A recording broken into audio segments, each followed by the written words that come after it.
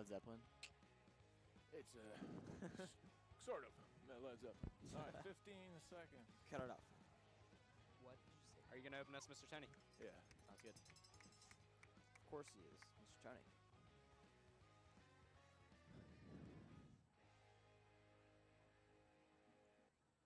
Hey, good evening, and welcome to the Wild Cardinal Network, which tonight is on the NFHS. And we are broadcasting there. We're also doing a live audio on YouTube tonight. However, I apologize. I had technical problems. I'm unable to get the scoreboard up. We do have the audio and a logo going on up there, though.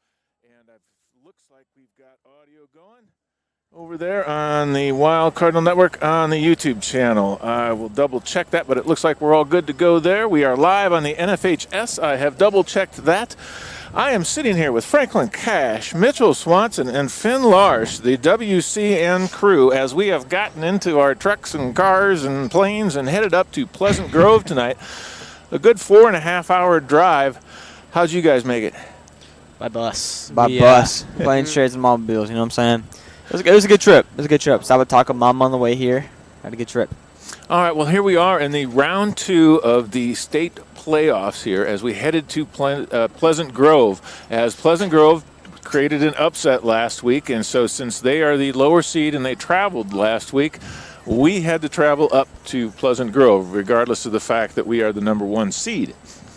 With that said, it was a great win last week over Pike County. Absolutely. Sum it up for me there, Mitchell. Well, I mean, the only thing that could really sum up the game was Noah Moss. I mean, when you have 300-plus rushing yards, I think he had over 350. I think he had 362. 362. Yeah. Was on 16 carries. Yeah, and 6 touchdowns to add to that. And only 1 carry in the second half. I mean, and you could kind of tell from the get-go when he broke off, I think it was however long that touchdown was, whether it was 60 to 40. It was in between that 60 to 40-yard range, that first touchdown. And, I mean, it just kind of went on from there, and you never looked back. I mean, the defense played stout. The defense held them when they had to, and you really didn't see much of the Pike County offense that night. You know, they had a couple big plays, but we kind of had sprinkled a little bit of our JV guys in there. So the starting defense didn't give up anything major. But they were a very run-heavy team, and Pleasant Grove is probably going to be the same. Now, we did talk Franklin, if we will. Well, let's talk about Gunnar Rivers for just a second. People are disappointed because he didn't throw for 200 yards. But he still threw for over 50% and a touchdown. Noah Moss was carrying the ball like that. Do you need him to spin the ball really well on a night like that, or what do you think? Well, I mean, when you look at the score, he went by 30-plus points. You don't really need to throw the ball all that much, but I think this is a good chance for the Cardinals to step, and especially Gunnar to bounce back, get back in his rhythm. You know, everyone has their nights. Gunnar just did not have his best night, and I think that happens to the best of us sometimes. So I think Gunnar will have a good night tonight.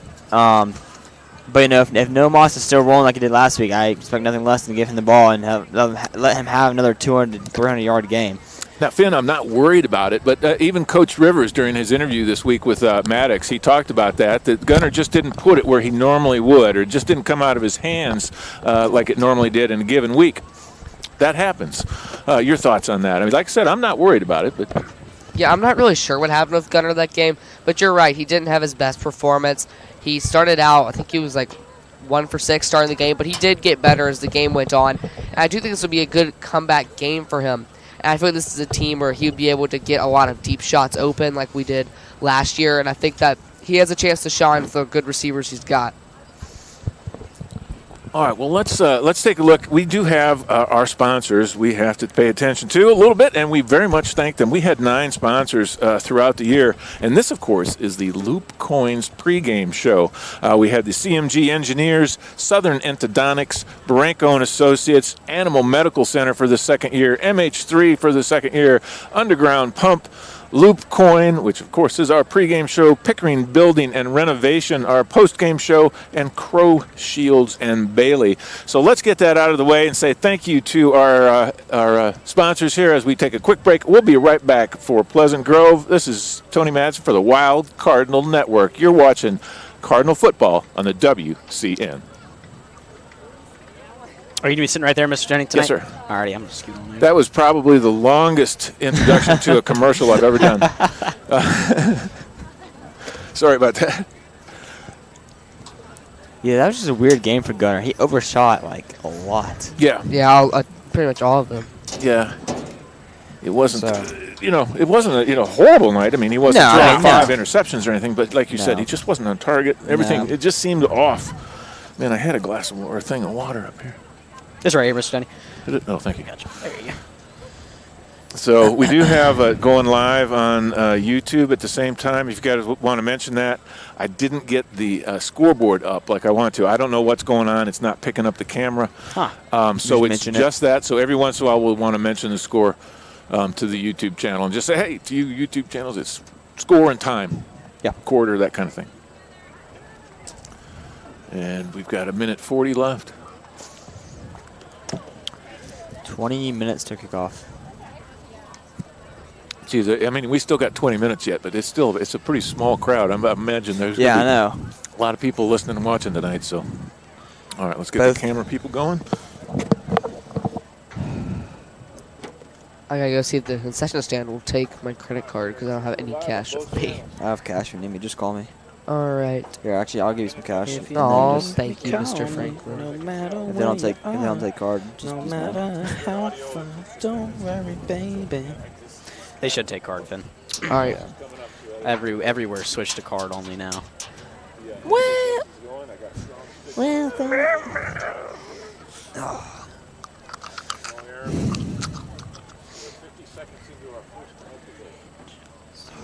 All right.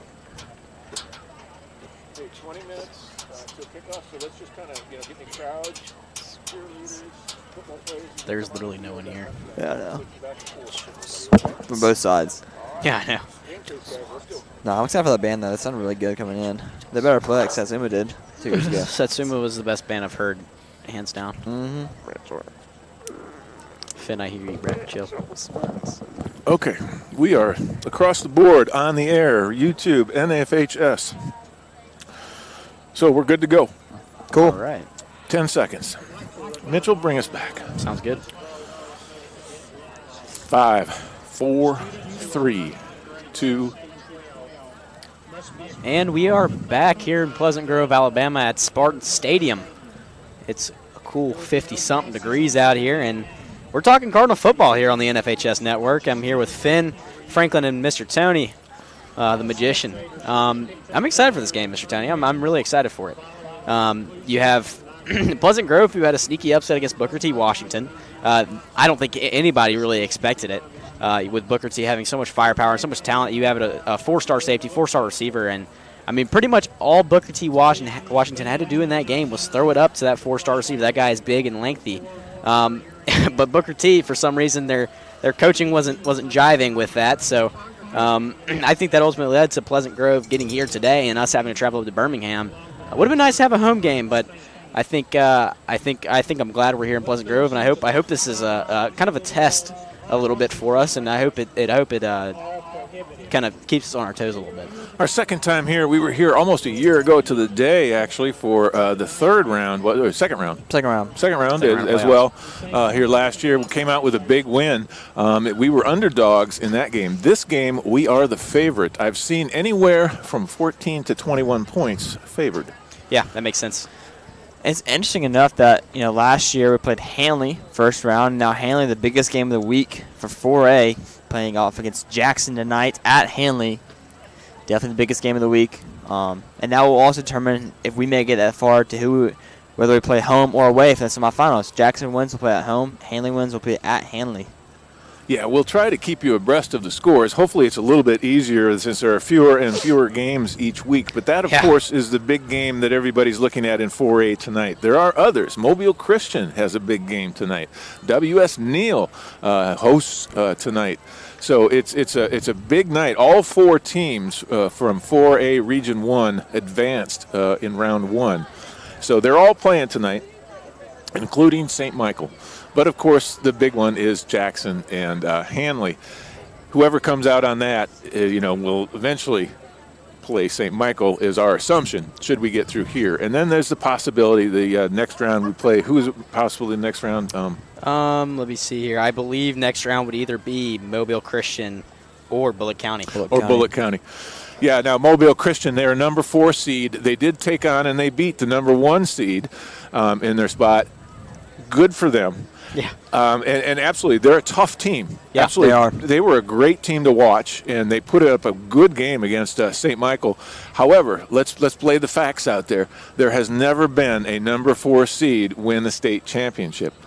In one time has a number 4 seed made it to the state championship. That was back in the 80s, and they lost. So never has a number 4 advanced into or gotten the state championship.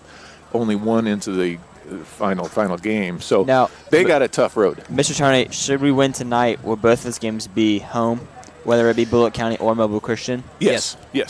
And after that, the only one we would have to travel to is Hanley. Hanley, because if a region opponent wins, the region's rankings trump everything. Of course. And so then also the Bullitt County is ranked less than. They travel tonight, so we would be home next week. And then the week after that, the only way we would travel is if Hanley wins. All right. But there is no path to have Hanley come to us. It's just That's not right. going to happen. I'm rooting for Handley here against Jackson. I think that they will be able to pull out a win. They're a good team. They're number 1 seed, right? Yes, In their number division? 1. Yep. They are. And I think that they can pull the upset against Jackson. Yeah, I'm calling that an upset, even though they're the 1 seed and Jackson's the 2. Plus, I would rather have St. Michael play Handley than I think Jackson. Any other region in the state of Alabama for a Jackson would be number 1. Yeah, Well, I I agree with mean, I think even our region, there was a potential. There was a potential in those last couple games, especially with Mobile Christian for, Jackson to potentially lock up the 1 seed. So I mean, that's the thing about this 4A Region 1 is it is so loaded with talent. Now there are some teams like Mobile Christian on the side that are a little thin on players, and that kind of hurts them a little bit. But I'm kind of with Beatty whenever he talks about it. I'm with Beatty on this where. I think Mobile Christian's depth is going to be what hurts them. They only have so many players on that team, and it's a lot of them are playing both ways. So I mean, I don't think that Mobile Christian can make it as far as we hope. Now I hope they prove me wrong, and I hope they make it to this next round. But I think either matchup with if we do win tonight, I think either a matchup with Bullitt County or Mobile Christian. I think that should be an interesting game. Now, Mobile Christian took on Region 2, number 1 Dale County. If I remember correctly, Region 2 lost all 4 of their participants. They all dropped out. So Mobile Christian moves on, and W.S. Neal, of course. So, all right, we're getting ready for the national anthem invocation. Let me see if I can find some audio for you. Join for the national anthem.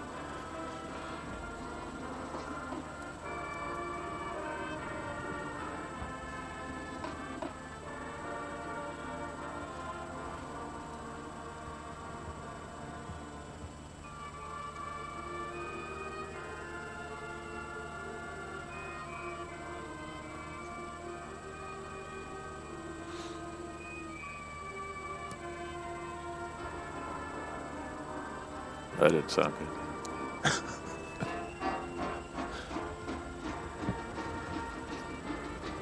They can't hear us. Okay, good. I hope. No, I'm kidding. Where'd BD go? He's right over there. Now they're going to do a prayer as well? I have no clue. I don't think they did one last year. I don't remember.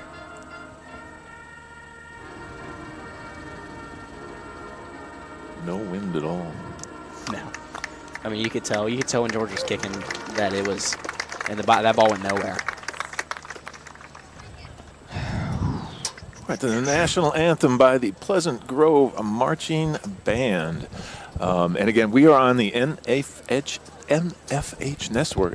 I'm going to get that off of my tongue before the season's over. I will say that is a tongue twister. For some reason it is. I don't know why. But it is, and we are absolutely terrific that's happening as we are an affiliate of the NFHS. So we'll be able to bring you the rest of the playoffs live with the exception of the championship game. So the Wild Cardinal Network will be there the rest of the season as the Cardinals continue their road to the playoffs. Let's take a quick look at the Pleasant Grove, their record as they started out losing a couple of games there in the first two, but then they're on a 4-game winning streak. After losing to American Christian, they beat Holt, West Blockton, Bibb County, and then last week, BT Washington in the playoffs. So they're on a bit of a run with four victories in a row here. Now, if I'm not mistaken, Davis Neal plays American Christian tonight. Is that correct? That's correct. Yeah. One thing I also learned last week that with the Jackson-Asheville game, no points were scored in the second half. It was 34-0 at half, Jackson up, and the final score was 34-0. Wow. There was no points scored in the second half. It's interesting. I don't know what happened there with Jackson or Asheville, but there's no action in the second half. Kind of weird. Now, it's a little bit, if you're Pleasant Grove, this is a little bit of a worrying graphic right here. Points scored, St. Michael 513, Pleasant Grove 224. Yeah, that doesn't look good. I mean, especially when you go up against an opponent that's almost averaging 50 points a game. I mean, their defense allows at least 28 points. That was the other worrying figure in that. And our defense allows 20. But still, when you're at the 28 and 46 difference is pretty huge in football. And as you saw in that last graphic with their schedule and the scores that we had pulled up, there weren't very many high-scoring games. I mean, Fairfield 27-19. You had a game against Oak Grove that got out of hand 46-13. So I think if Pleasant Grove really wants to stay in this game and keep it, and keep themselves alive, I think they have to play very stout on defense. They got to shut down the run early. I have a feeling that it's gonna be a heavy dose of run tonight with Noah again, with the kind of defensive front that Pleasant Grove plays. And then on that offensive side of the ball, you cannot punt. If you punt once, I think this game could get out of hand real fast. We saw it with Jackson. What is that? We saw that with Jackson. Yeah. Early this season, the regular season, Jackson punted twice, I believe, in the first two drives, or maybe in the first, something like that. Yeah, it's where they get the ball. It's a little bit funny looking at that graphic again. If you take a look in the last week of the year, a 49-46 victory. I mean, what a game! Yeah, quite a game. And then they get into the playoffs and they win 16-6. So then a slugfest. So they've put themselves through the test this season. There's no question about that. They had a tough region. And let's see if I have one last thing here. They have qualified for the playoffs a total of 30 times since 1971. 14 consecutive playoff appearances since 2011. That's impressive. Yeah. It is impressive. And, of course, they're hosting St. Michael this week. Let's see. I think that's pretty much it for that. Then I start getting, they got the playoff records. But St. Michael being such a young school, just about anybody we go up against has got a more impressive playoff record. I mean, I will say I'll take a 4-2 playoff record. I'll take a winning record in the playoffs any day of the week. True. But a lot of those playoff games came from when Pleasant Grove was 5A. I believe they made it to the Final Four, and they had to play in Birmingham against Pike. I think it was Pike Road.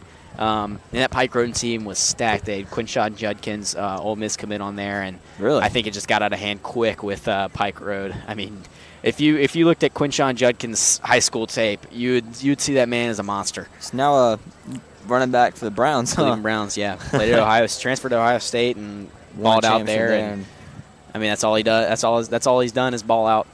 Now, looking at that graphic again, the Spartans are 0-4 in state championship games. Yeah. That is not great for them, and I think they want to win their first state title in school history, which for making the playoff 30 consecutive times, you think you win one, right? Yeah. Especially if you're getting the state championship 4 times. So I think in the near future, they'll get one. They'll get one in store, and they'll be able to get on the board. Yeah, I mean, any team wants to win a state championship after that many playoff appearances and your record. being that of so. But then you also got to look at who's in the region. Yeah. Because if they're making it 30 times in consecutive and not winning a state championship in any of them, No, but 14 playoff appearances in a row. Hats good. off to him for awesome. that. No question. For sure. And we got our captains headed down here. Maddox Caldwell, Noah Moss, Brody Jones, and Nick Russo, all deserving captains. Yep. Nick Russo, your leading tackler on the year with over 60 tackles, 61 I think it was on the year. Brody Jones, our leading receiver, is also our leading interception specialist. That's kind of interesting. That just shows you how well Brody can play both sides of the ball. And I mean, that kind of speaks for our whole team. You got Noah. Also, I think he had a couple sacks this year. But I mean, this team is a team that just doesn't give up, and when they're asked to do something, and that thing may be challenging, but they put their head down, they go to work, and they do it to the best of their ability, which is, I mean, just amazing. So I'm excited to see this one. I'm excited to see maybe we might see Brody and Noah tossed in there. Coach Rivers, as Coach Rivers like to say, he doesn't like to leave anything out. So any possibilities that there could be, he might do it. So I think we might come out and see some trickery a little bit, but I mean, you never know. This game could be in anybody's hands at any moment. So I'm excited to see where this goes. Yeah, it might just come down to who comes out the strongest. Yeah. Because we saw against Jackson that Sam Mike came out very strong, and that's what led them to have the lead the entire game. Jackson not having that much of a good start led them to lose that game. I tried looking for some stats on the Pleasant Grove, but Max Preps, it was obviously way off. Yeah. It couldn't have been correct, so Yeah. I didn't even look at them. So I didn't, and I called the coach. I tried to get some Pleasant Grove stats, but I wasn't able to come up with any. I wanted a starting lineup as well. It says we're supposed to be unbiased, but I didn't receive that either. So we would have done at least something for them. Here comes our captains now. Number 54 is, I just saw him. Joseph Rogers. Joseph Rogers. Yeah, number 3, Tim There you go. Blue. Number 8, Dominic Robinson. And number 4, that is J.J. Reed. Number 3 is their quarterback, Yes. Tim Blue. I do love these uniforms by Pleasant Grove. The midnight black with the purple. Love these uniforms. I've always been a fan of the purple uniforms. If they just donned black helmets, they'd be like the Ravens. wouldn't they? That's right. So we're getting ready to go. It's showing 4.5 minutes left till kickoff. We got the captains headed out to the field to flip the coin and shake hands. What was happening on campus this week? Did we have any kind of a big, huge blowout today? How did the students get up here today? Well, most students drove by themselves or rode with their parents. So I think that's where most kids came from. We weren't doing too much in school, just with everybody being absent, all the football players, a majority of the student body. Appreciate it. So it wasn't. There weren't too many people left on campus. Everyone mainly headed up here. So this should make for an exciting atmosphere. Hopefully, a lot more students to file in. Yeah, it looks as like soon as right the now game that starts. there's more crowd in the St. Michael's section than the Pleasant Grove. I don't know if you're going to file in all at once or something like that, but we'll see. At least from our section, it looks like that. Yeah, 3 minutes till game time. I was going to give the fans a bit more time, but I think we might have a bit more fans in the St. Michael section. Just a little bit. One thing I didn't know about Pleasant Grove, great band. We heard them walking in. Yeah, the band was Followed amazing in. for Pleasant Grove. I did not see the coin toss, so we'll have to see if the ref signal suits. Pleasant Grove will receive the kick. St. Michael will kick. I like that. They'll the, be the defending Cardinals. the left side of the field. Pleasant Grove will be defending the right side of the field. Again, interesting game. I'm not thinking much of it. I think St. Michael will come out on top, but there's always that little possibility of us coming out flat-footed. So we got to come out strong and we got to come out swinging. I think we're just going to pound the ball with Noah again. I mean, there's no reason for us not to. Pleasant Grove plays the perfect front for it. They bring a backer down, but they pull him out into zone coverage or man coverage. Sometimes either going with the back or the tight end. That's right. And here come your Cardinals. And as we head off for the game, I'm going to give the mic to Coach BD, our play-by-play coordinator. Man, the myth, the legend. I'll see y'all in the second half. Have a good one. See you later, Brandon. Okay. 2 minutes and 7 seconds till kickoff. Awesome. And Coach BD is here with us. Good evening, gentlemen. Welcome, Coach BD. Hello, hello, hello. Oh, what a beautiful night here at Spartan Stadium in Pleasant Grove, Alabama. Gentlemen, I know you've probably touched on it, but this Friday night, 1 year ago, storyline 38-24. We jumped out early and played in front. Mm-hmm. Yep. And that's what we got to do tonight, I think. After the Booker T. Washington upset, I don't know. I know Booker T. had a couple of questionable calls on offense, but this could be anybody's game from the get-go, and I think St. Michael will come out stronger, obviously. Yeah, I have a feeling this could be a close game. I just hope everybody's ready to rock and roll, and let's come out and start strong. Well, I think one person they're not going to be able to block is that $2 steak, Nick Russo, and Abram Rogers really played on fire last game against Pike County, and I mean they had some great tackles. Abram, being all over the place. Oh, absolutely, absolutely. As we await the opening kickoff, the Cardinals kicking off, George Ganaris, deep for the Spartans, Amari Peterson, the freshman.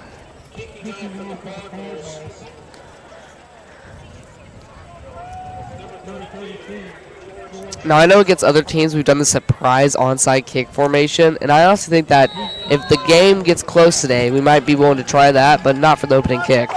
No, I think you just got to drive it deep. Don't even give them a chance. And just like that, Ganaris with his 37th touchback of the season. If you're a college coach, you got to love that. I mean, this kid's taking some tours all over the place. I believe he was in South Florida for the FAU game, and he's taken a couple other college visits. So a bright future ahead for George. Yeah, give a shout out to my buddy Jeremy Hampton, the associate women's soccer coach at Florida Atlantic University. And here we go. We'll get it underway. Blue will give. He'll cut back in. He'll get out across the 30. Let's see where they spot him. They'll spot him at the 34-yard line. That will be a first down. Looks like this will be a tough game for the run defense. If they continue putting out big runs like that, our defense has got to find a way to get past this big line up front. Blue and Whitaker in the backfield.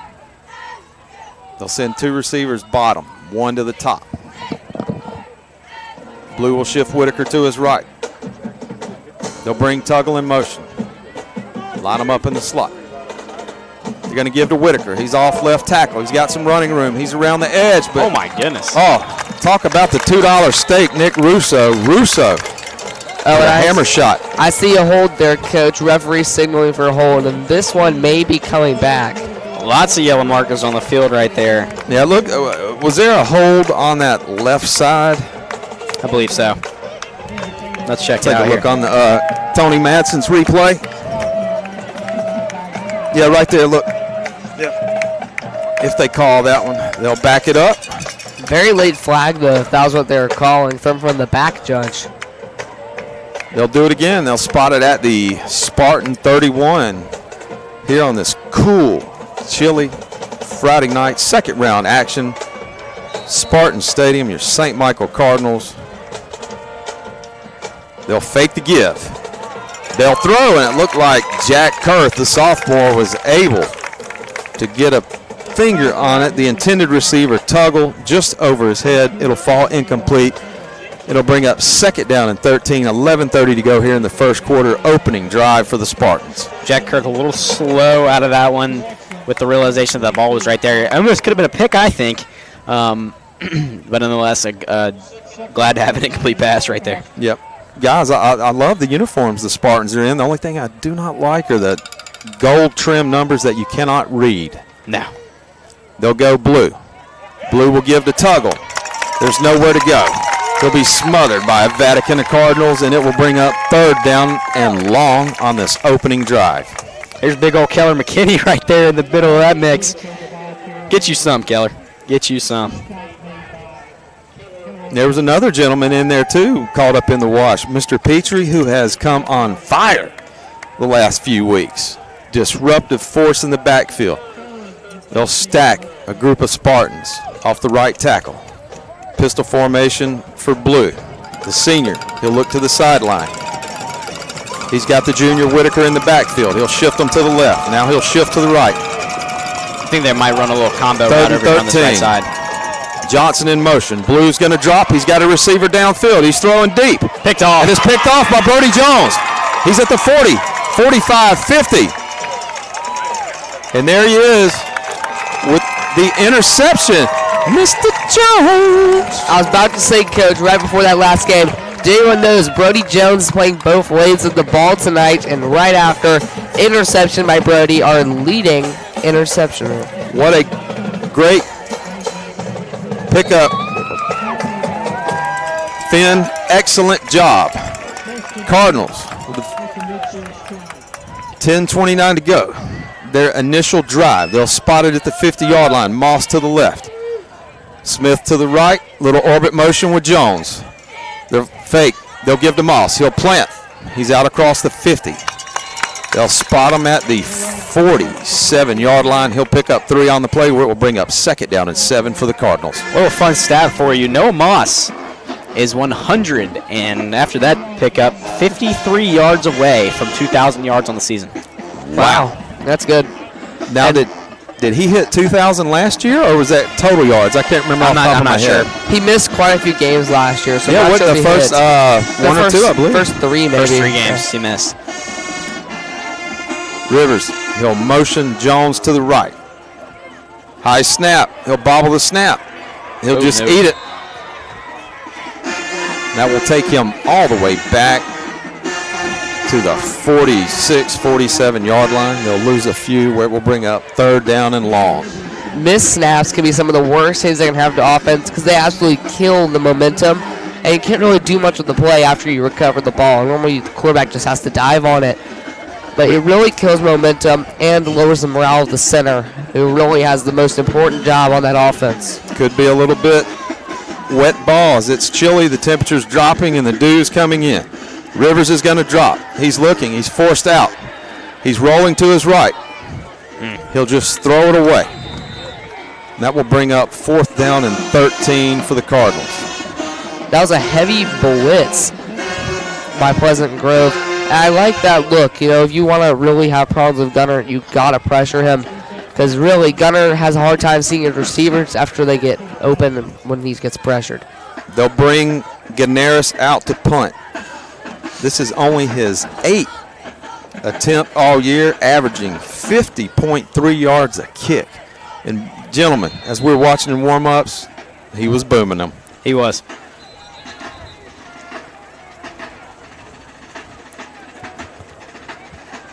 There's a flag on the play. Something like a sideline warning, Coach. Give me flashbacks to last year. Yep. Talking points before the season. Remember, it was knee pads this year. Last year, and it was sportsmanlike conduct this year. Yep. Sideline warning. They'll do it again. 4th and 13. 9:03 to go. So far, both drives have stalled out for both teams. They'll snap it. Ganaris will get it end over end rugby style. It's going to take a Cardinal bounce, and look at that roll. Keep going. It is rolling, and guess what, gentlemen? They have stopped it at the goal line. I'm not even sure if that's the 1. That may be the half-yard line. What a kick for George Ganaris, the junior. Talk about a perfect kick. That stalled out right at the 5-yard line and then just kept rolling slowly to maybe even the half-yard line. They might be snapping this from their own end zone. How important is that, Mitchell? We talk about this every week, the battle of field position and having a playmaker like George that can make a difference in the kicking game. Well, when you pin them deep, you got a chance for a safety right here, and I think our defense has to take advantage. I think we call a blitz and we send Nick and Cam. Pistol formation. They'll give. And he will be hit, and guess what? Oh, they're going to give him forward. He's tackled in the end zone. They're going to call. They'll give him forward progress back to the line of scrimmage. Looks like it was Whitaker on the carry. and he will go nowhere. That's a loaded box. It was dangerous to run there, but you don't got much of a choice when you're on the 1 yard line. Finn, I know you're a gambler. Are you sending everybody full out fire blitz right here?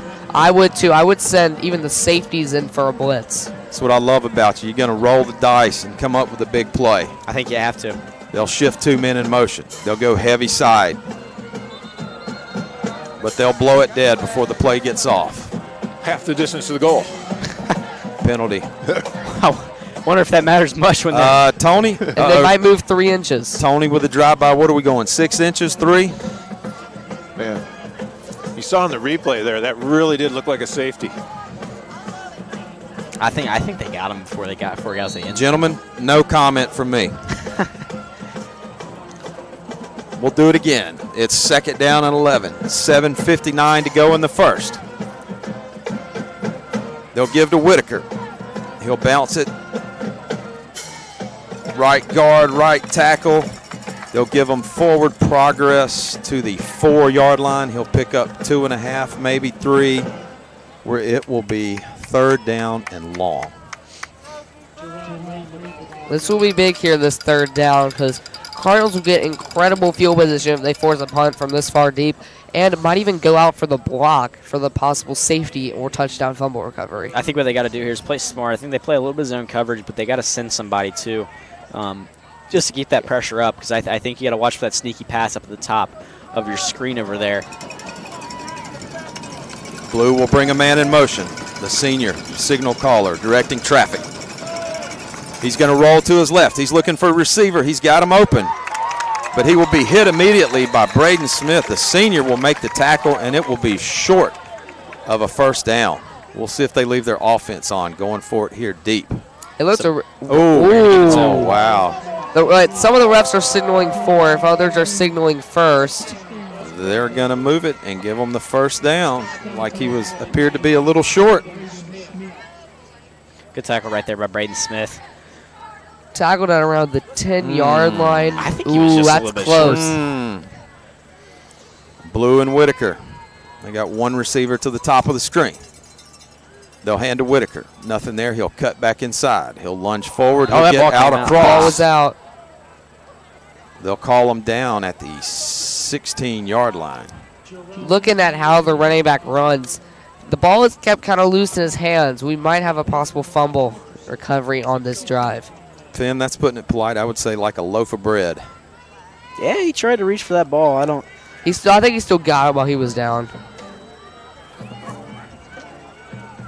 Blue will get the play in. They'll go heavy formation. And they will get a Cardinal to jump. We've got a flag on the play. That should be an automatic 1st down.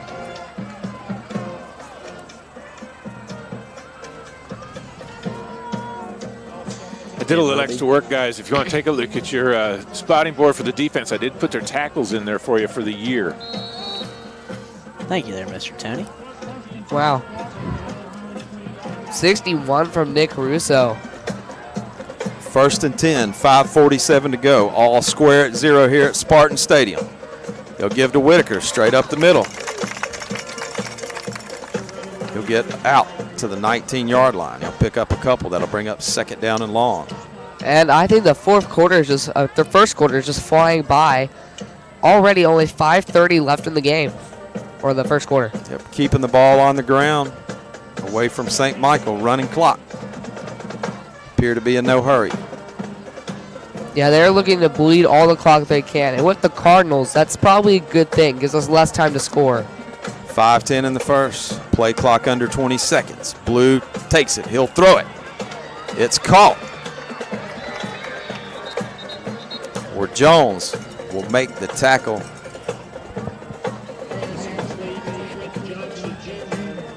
Well, there is a flag, and this one might be coming back. They call it holding call right there? I'm not sure, but so far a little sloppy. How many penalties are at already in the 1st quarter? I think 3 or so. They'll move it back to the Spartan 19-yard line. It will be 2nd down and appears to be 12 or 13.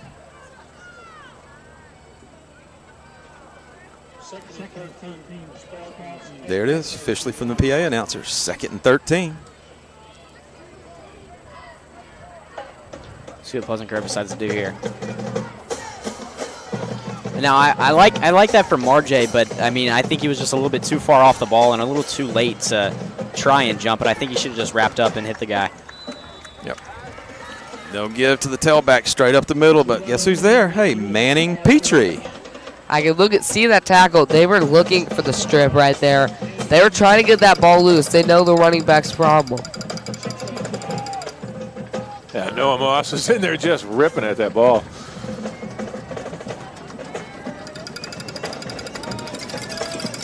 Big 3rd down right here. Yep, Reed with a carry.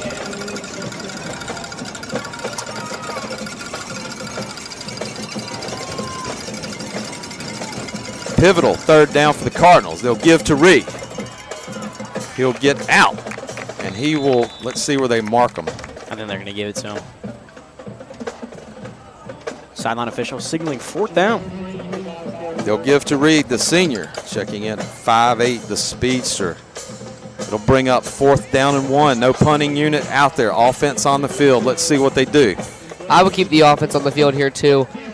You don't have much to gain from a punt, and you don't want St. Michael to be returning this, and it's only 1 yard. I think they can get it with their run game. Guys, do you sniff out a fake right here? Play it punt safe or what? I mean, half a yard. It looks like they're inches away, so, I mean, I wouldn't be surprised if Pleasant Grove tried to pull something funny.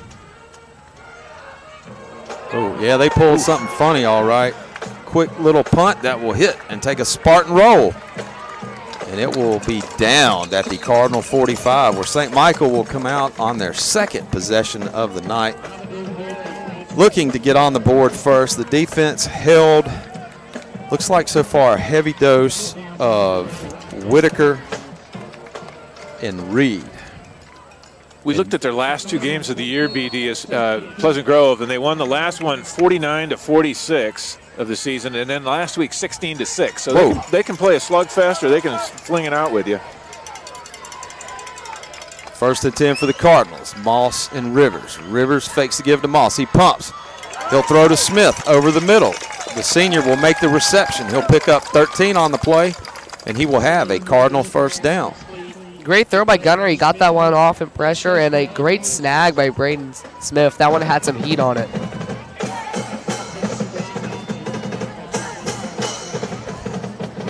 Now, Coach, you already got good field position here. 1st and 10.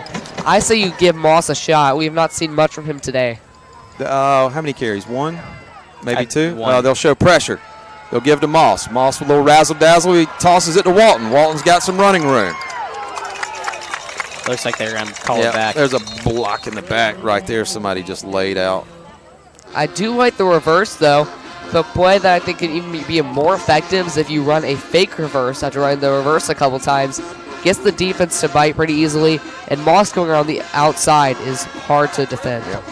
Toss to Moss. Moss gives to Walton. They'll pick up 6, but that will be negated with another flag. A block in the back. 2:30 to go. 0-0 is your score.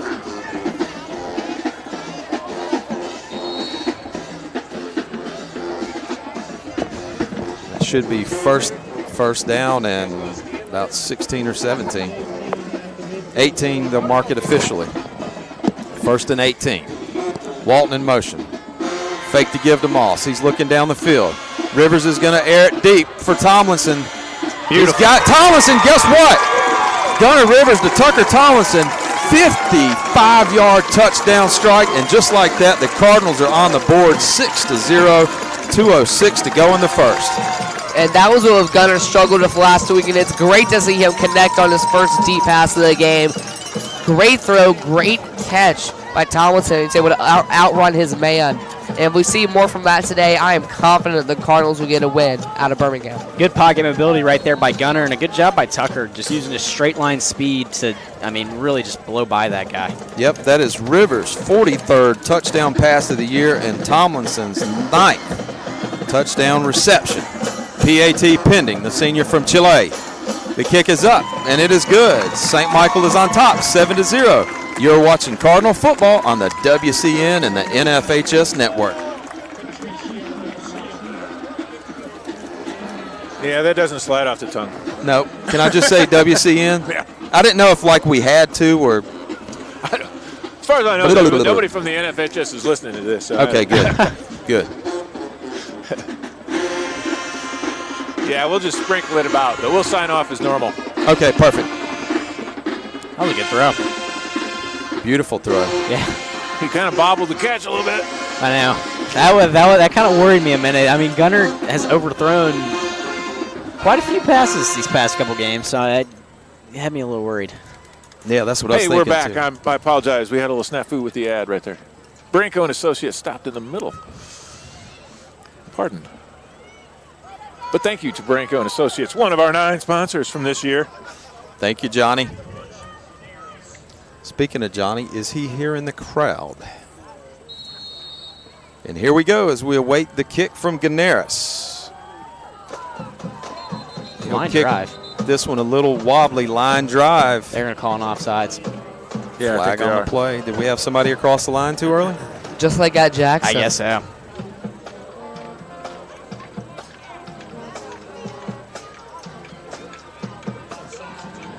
Yeah, we did, actually. Looks like it might have been Abram Rogers. Right? Yeah, Abram was just a little bit ahead right there, if you see. That's actually a tie. Tie goes to the runner, right? Yeah. Oh, goodness. That'll back him up far.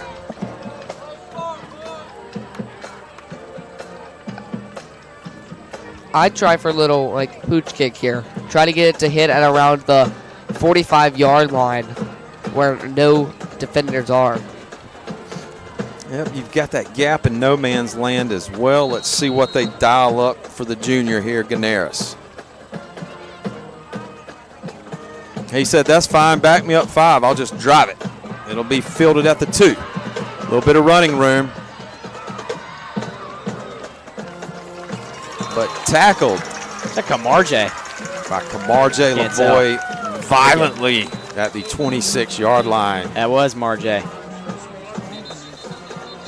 Glad I wasn't on the receiving end of that hit. Yeah, like a wrestling move. Somebody is down. Looks like that's Abram.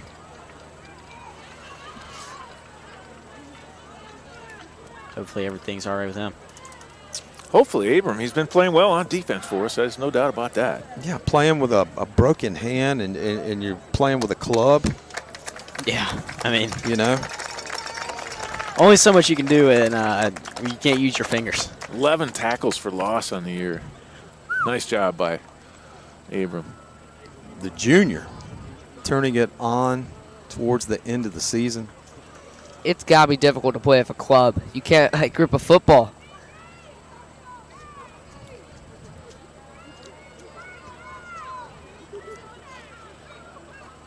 Yeah, difficult to intercept the football in that situation. Yeah. And you might break your arm again with the football hitting the cast. Manny Petro checking into the game. Here we go. 1st and 10. Cardinals up 7-0. 1:57 to go. It's Blue. He'll be flanked by Reed, the junior. He'll give it to Reed. Reed straight up the middle. He'll get out across. Still on his feet. He Throw a should flag. be close to the first down. Should have a first down, but there's a flag on the play. Mitchell, any idea what that is? No clue. Looks like they're marking it off forward.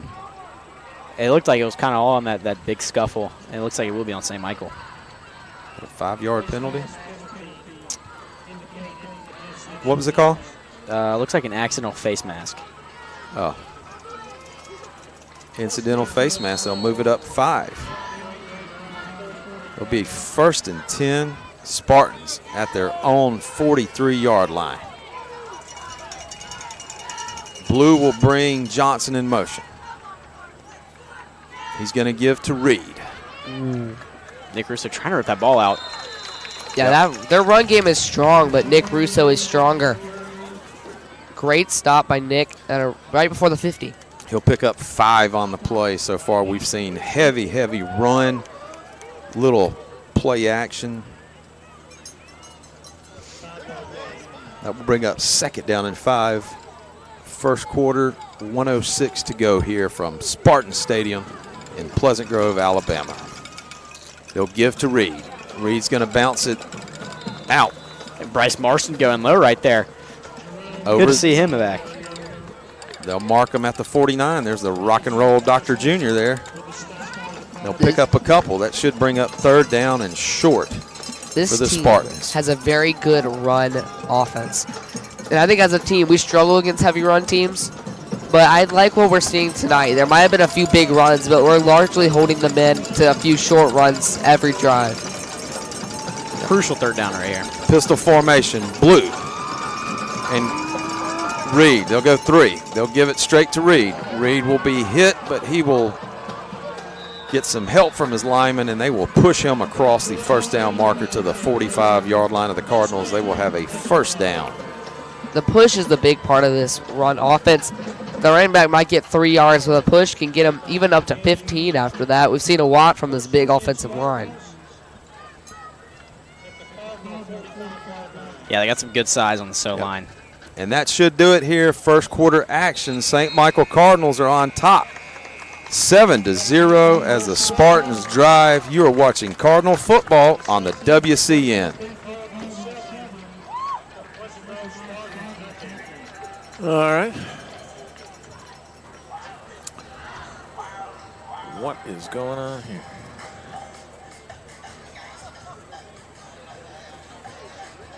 We'd like to take this opportunity to recognize these 6 folks who have sponsored Pleasant Grove football this year.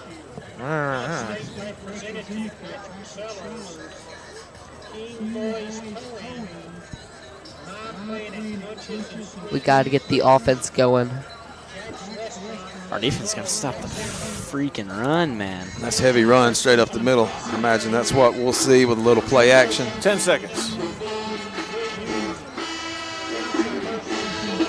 5, 4, 3, 2.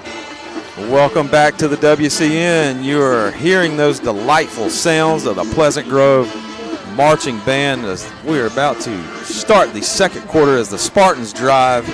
1st and 10 at the Cardinal 45-yard line. So far, your storyline, 55-yard touchdown pass, Rivers to Tomlinson. And for the Spartans, it's been nothing but a ground and pound assault. They'll go pistol formation. They'll give to Whitaker. He'll spin around. He'll get maybe 1 Big to old 2. Grady skippering on that play. Good use of leverage. Take out his legs. Can't make him go any farther.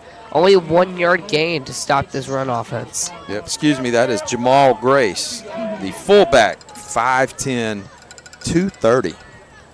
Golly. So far, 4 different running backs Wow. for the Spartans. Shows how heavy run they are. They will try to wear you out. They'll send 3 receivers, top of the screen, tight end to the bottom. Fullback in the backfield. They're going to throw behind the line of scrimmage. Blue will complete the pass. It will be for no gain, and it will bring up 3rd down and appears to be 11. I'm not sure what the point of that play was, 'cause I think if that pass was misthrown, that might have been a fumble. Nick Cruz almost ripped it out right there.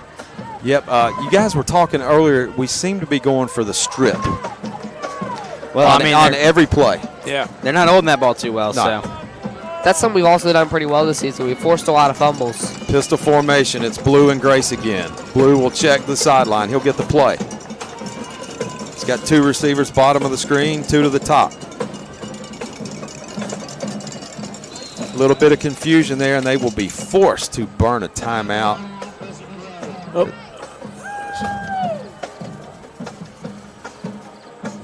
Guys, you think there's a little bit of confusion right there? I think so. I mean, I don't know. I think if we're St. Michael, we got to read things a lot better. I think we can't be afraid. Like on that bubble pass, I think as soon as we see that bubble pass, I think one backer's got to just fly to the ball right there because that could have been possibly picked off. Or, I mean, just hit as he thrown, that guy would have gotten clobbered. But I think we got to be smart as well on the defensive side of the ball with just our blitzes and who we send. I think we can at least send one backer per play. I mean, these guys are running the ball outside, inside. They're running the ball everywhere. And I mean, they haven't scored off of it, but I mean, they're just making drives longer and longer. Phineas, what are you dialing up here if you're Simon Cortopassi? Well, I'm not really sure, honestly, what play I'd run here, but if I was Pleasant Grove, I would 100% hand the ball off.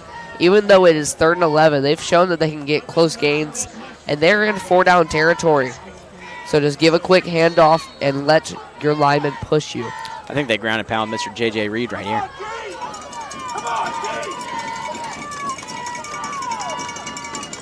They'll bring Peterson in motion. Blue's going to roll to his left.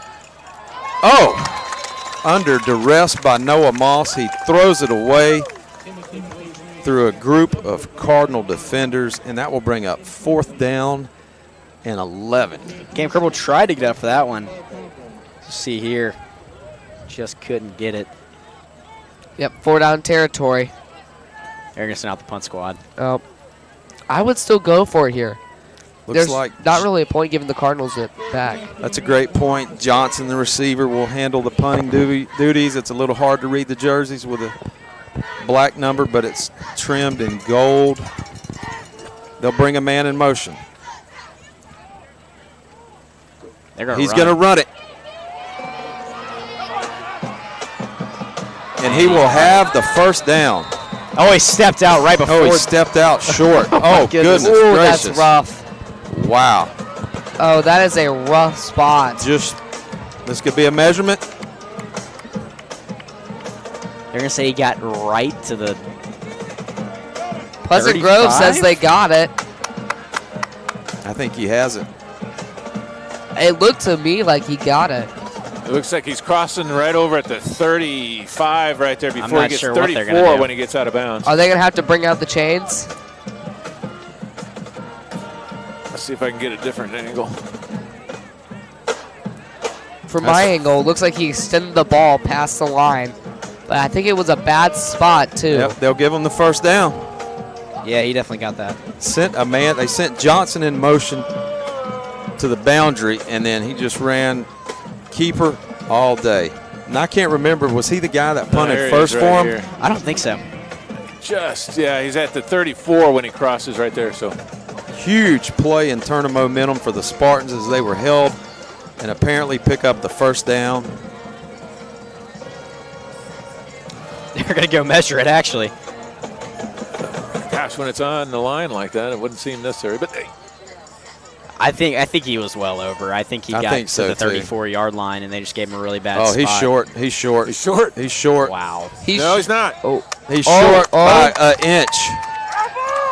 Oh, my God. Oh, my. Bring out the index card. Come Look on. at that index, man.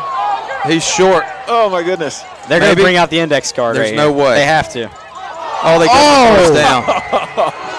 Oh, my goodness. That's crazy. Oh, St. Oh, my Michael goodness. is livid. Honestly, I say if they get that close to a fake punt, give it to him anyway. I mean, yeah, there's the ball. I and there's cannot the, Oh, that is short. it That looks is short. You can get your foot in between there. Oh, look at there it is. There it is right there. There's an excellent shot. Oh, that ball is short. I will say, though, they did give him a bad spot, so I think they made up for it right there. Yeah.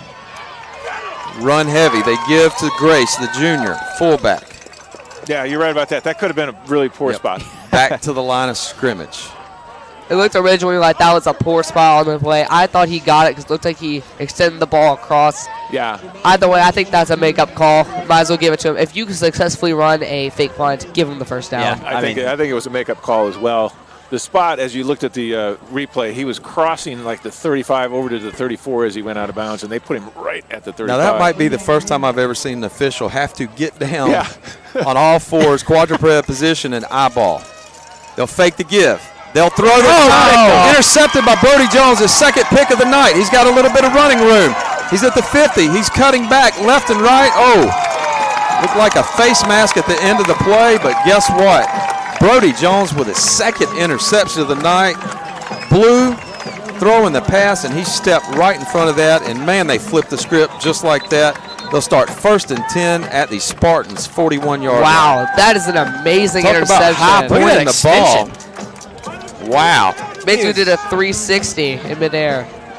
Man, nice job by Brody. Wow. Holy smokes. Shows how good of a receiver he is as well. What a even when he's return not as being well. thrown to. He's got more receptions on defense in the second quarter than he has on offense. They're going to move us back far. 9:22 to go. What was that for? Could be unsportsmanlike conduct or. Yeah, I don't even see a signal. I don't either. It looked like there was a face mask at the end of the play. The guy grabs Brody's face. They wouldn't have brought us backwards. No, I think they missed it. Cardinals sure what will it was. start, 1st and 10 at their own 44-yard line, operating on the right hash. Huh, that's an odd call there. Are we in Jackson or where are we? Birmingham. Walton in motion. They give to Moss. He waits. Now he makes his move.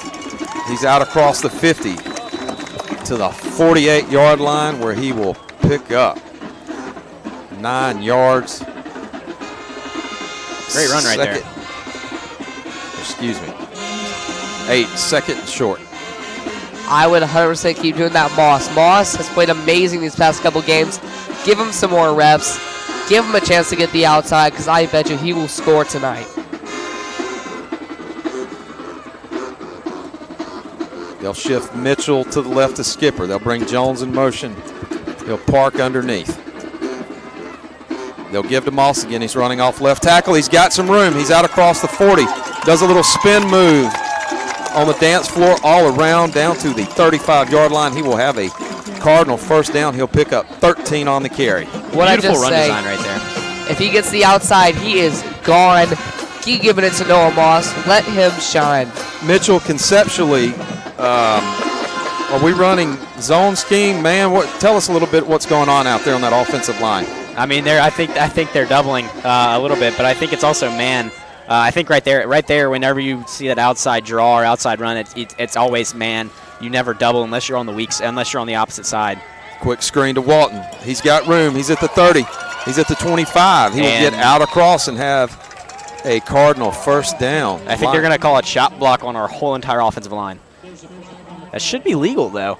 We have done that before in years past. Yep. So that'll pretty much negate the run. So they're saying what we did right there is illegal?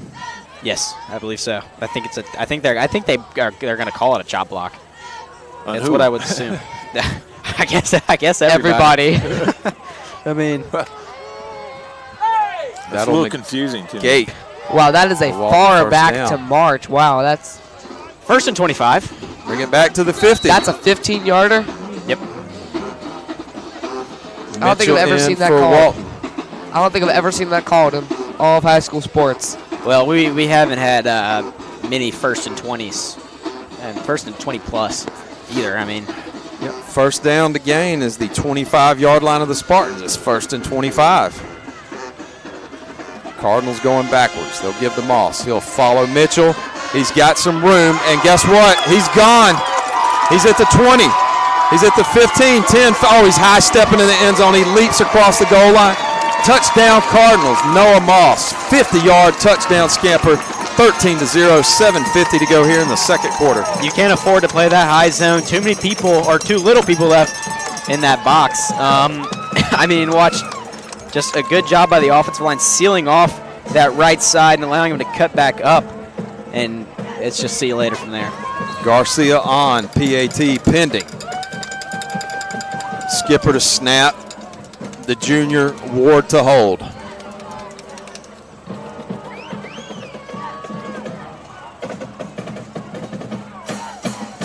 Kick is up and it's good. 14-0. St. Michael on top. You're watching Cardinal football on the WCN.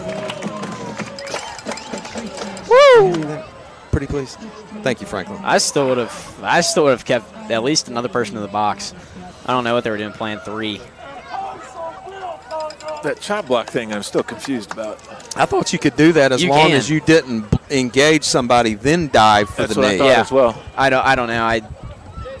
I mean, obviously the coaches had that all planned to do that. Yeah. So I Yeah. Wow, I don't understand that at all. Yeah. I'm gonna have to ask. We're trying to figure that out. It was a chop block. I think that's what they called. Pretty sure. That's about the only thing they could have. 10 seconds. Horse malarkey. First manure. 5, 4, 3, 2. 14-0 here at Spartan Stadium. Noah Moss with a 50-yard touchdown run, his first touchdown of the night. And here's Ganaris. He will drive this one deep into the end zone where he will have his 38th touchback of the year, and the Spartans will start 1st and 10 at their own 20-yard line. Love to see it. George is great at getting those touchbacks. I'm glad we made the switch from him and Patricio to kickoff specialist. Number one, gives Patricio a bit more rest, saving him for field goals and extra points. But it also gives George a moment to shine for all the college scouts out there. That's true. He's a weapon. Use them as much as possible. Speaking of weapons. 1st and 10. Is it 14? Oh my gosh, I'm not keeping up with the score. 14-0. Blue's going to give to Whitaker. Excuse me, they've switched out. It's Tuggle. Let's see where they spot him officially. They'll get him out. So about a 23-yard. 23 will pick up, what, 3 on the play? So we'll bring up 2nd down and 7 for the Spartans. That's not Meet the Spartans. That is the Pleasant Grove Spartans, coming off a 16-6 win at Booker T. Washington last Thursday in Tuskegee. You might know Tuskegee, home of the Commodores, not Vanderbilt, but the musical group. Old Lionel Richie in there. Lionel Richie and everybody. Pistol formation. They're going to give to the tailback. It's Reed. Reed's got a little bit of running room. He's going to dance, dive, jump, and well out across the 30 where he will have a Spartan 1st down. I think the problem with Pleasant Grove is that if they continue to run the ball, they will score. It's just when they are forced to go to the air on those 3rd and long situations, that's when bad things happen.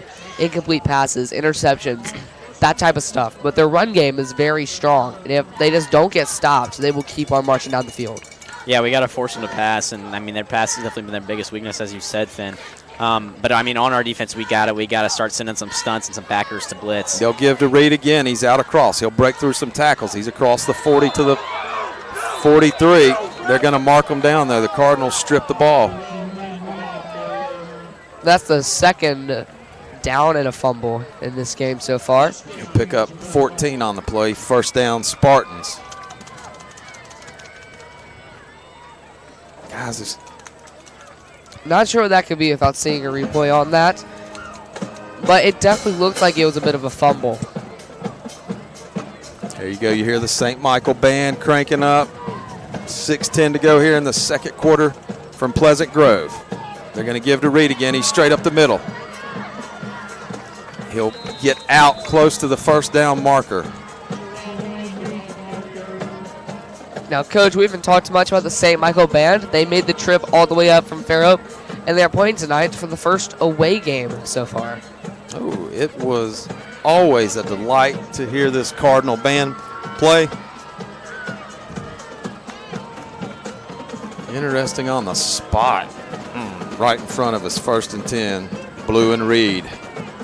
They're going to give to Reed, the junior. He'll lower his head. This time he'll be met by a group of Cardinals, but not before he lunges forward.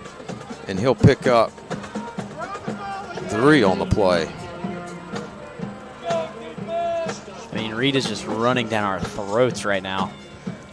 And we have no answer for him. You're right. We don't have any answer for the run game. And I think during halftime, that'll be the main point of discussion is how do we stop this run game? Because obviously, I think we found a way to stop their pass with 2 interceptions. Yeah, I think it's also a question of what kind of stunts do you want to send and what kind of backers do you want to bring? Reed on the carry. This time he's hit right at the line of scrimmage. Nigel Mitchell there. Old Nick Russo there. Manning Petrie. Nick Russo already been quite active tonight. I think that's the 2nd or 3rd tackle so far. 2nd down and 7. 4:36 to go here in the 2nd quarter. Cardinals on top, 14-0. I think we got to send somebody and make the pass. Spartans check out of the play. Didn't like it. Blue gets the play. Guess what? Checks to a run to Reed. Reed's got some running room. He didn't get it. He looks short. Oh, they might. I think they're going to give it to him. Oh, that's This was interesting. It looks like his knee is down, and then he puts the ball forward. I got to see a replay on this. That's a mighty good spot for him. They still will mark it as a 4th down opportunity. I mean, if you're counting the ball extension, that spot's correct. They might bring out the chain gang again. Let's see. They gave him every bit of that stretch, didn't they? Yeah, I mean, this guy literally stretched 2 yards. Yeah. I mean, I feel like I'm watching the Fantastic Here they Four. come. Don't they have some dude that can stretch or something? I cannot remember his name, but they Mr. do have some- Fantastic. Yeah. Right? Yep. Well, I got another adjective or verb that was coming through my mind right now, but we'll save that for another day because I'm having flashbacks of a certain ball game we participated in earlier. I think they're going to pull out the index card here. Oh, he got it. No, he got that one. No. He looks mighty short. That one is- Really? Wait. That one's They're calling- short. they're They're calling saying fourth. that one 4th. That one's short. They had to. Hey, that's the same one as last time. So, I mean, if they did that whole move the chain sign, I would have been mad about that one. Once you all can right, let it hold on. slide, but twice. All right, 4th and an inch. I'm shaking the old magic 8 ball. It says handoff to Reed straight up the middle. Would not surprise me. Would not surprise me. I mean, golly, that's 2. That's 2 calls right there where the ball is within a couple inches of the first down. The senior.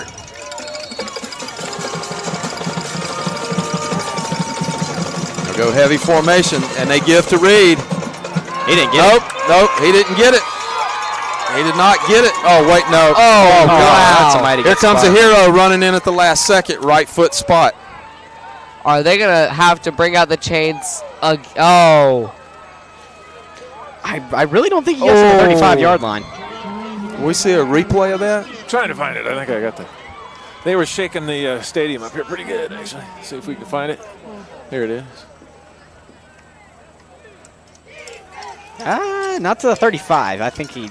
It's kind of off camera. I don't know. I can't really tell. Oops, I'm missing the play. Oh. They'll go to Reed again. He'll run it off. Left guard, left tackle. They only have 3 minutes left to score, and if they keep running the ball, they're going to put some challenges on themselves with the clock. He'll work his way down to the 33-yard line. He'll pick up 2 on the play. Or excuse me, 28-yard line. They'll spot it. Get 8 on the play. 2nd down and 2. Pistol formation. They're staying heavy run look.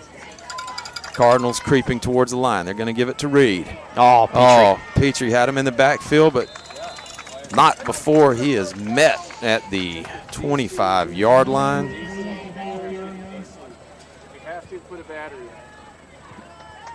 Well, they really are marching this ball up the field. It's a run game. Chipping time away. Yep, clock running. 2:29, 2:28. Letting it trickle down, that's for Yep. sure. No hurry to get the play off. 3 receivers, bottom of the screen. Tight end up top. Pistol formation with Reed. Blue's going to give it to him. He'll cut. He'll spin this time. I mean, we got to rip take that ball a few out. Cardinals with him all the way down to the 21-yard line. Once again, they're really playing generous time with the clock. They should probably take a timeout soon.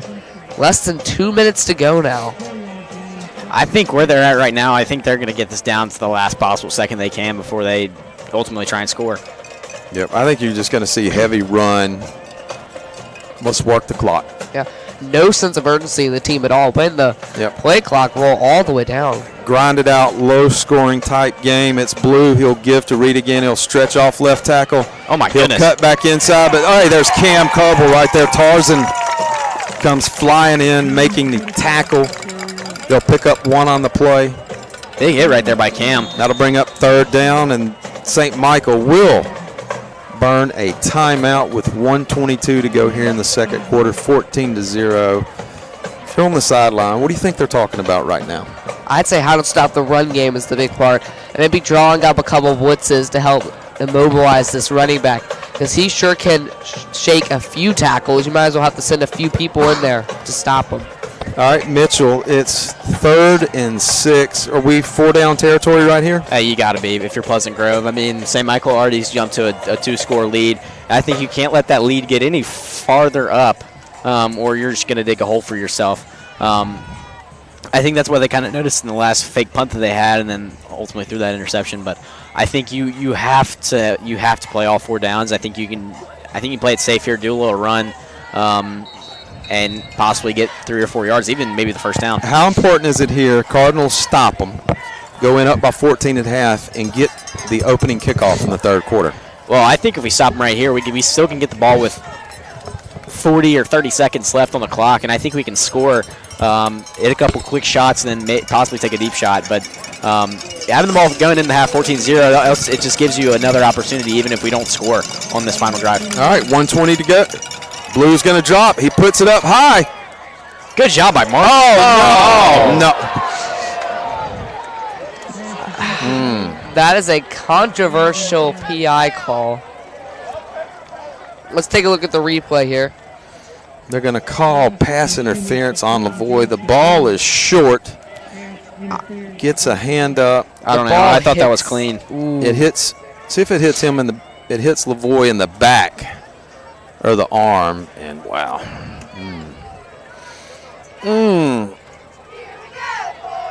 Referees are being generous with these calls so far.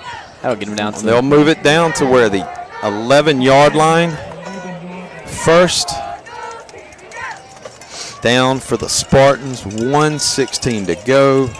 Each team with 2 timeouts in their back pocket.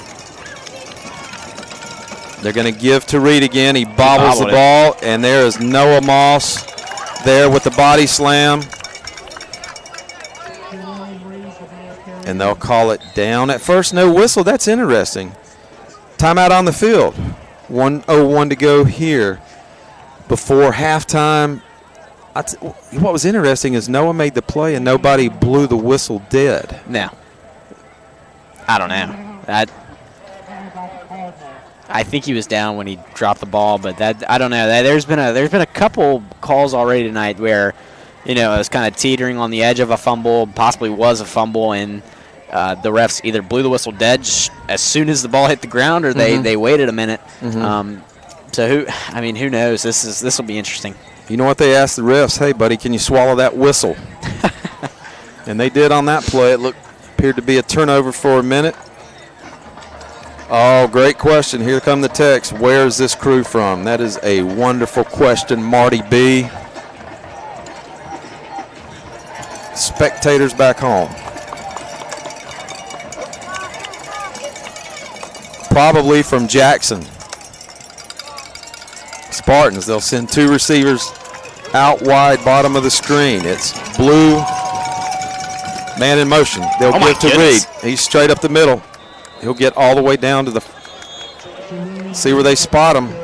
I just want to point out that Cardinals call the last timeout. That Grady Skipper just laid that dude out. The person trying to block him. Let's see. Or it might have been Noah. I can't. It was Grady Skipper. Grady Skipper with the pancake on defense. You didn't have to do him like that, Grady. You didn't have to do him like that. Wow, knocks him down. Stole the guy's lunch money and leveled him. I guarantee you, if that was pitched to him, that would have been a fumble. That should bring up 3rd down here. 53 seconds to go. It's 3rd and 6. Pleasant Grove, 2 timeouts. Cardinals with 1. Looking for a stop and maybe a quick opportunity to strike.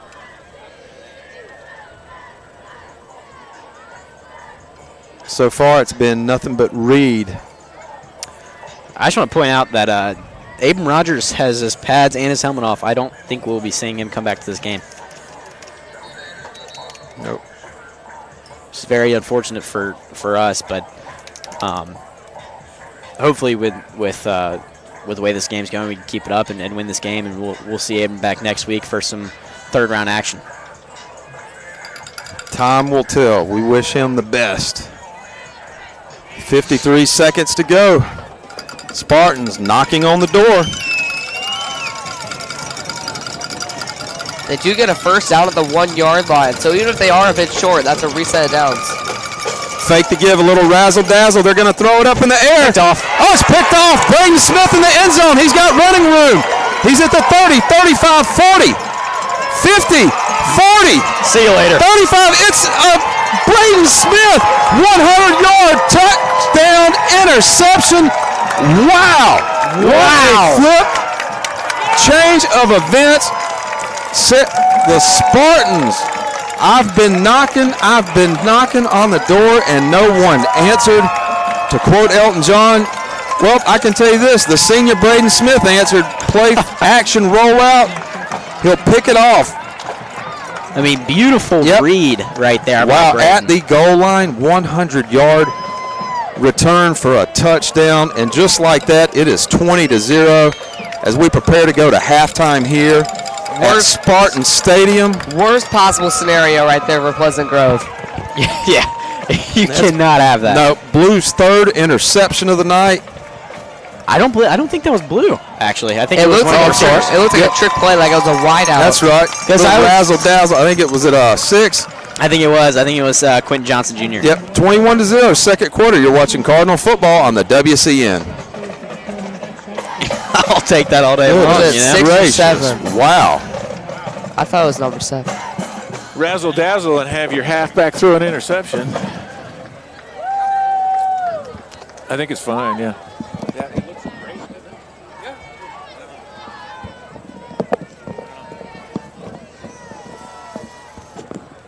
All right, well, that was a poor decision. That was not the best play call in that scenario. All right, hey, a quick note from one of my buddies that officiates high school football. He said, gotta be from the north. I don't recognize any of these people. And he's Montgomery South. Could be. Turning point, huge. 5, 4, 3, 2, 1.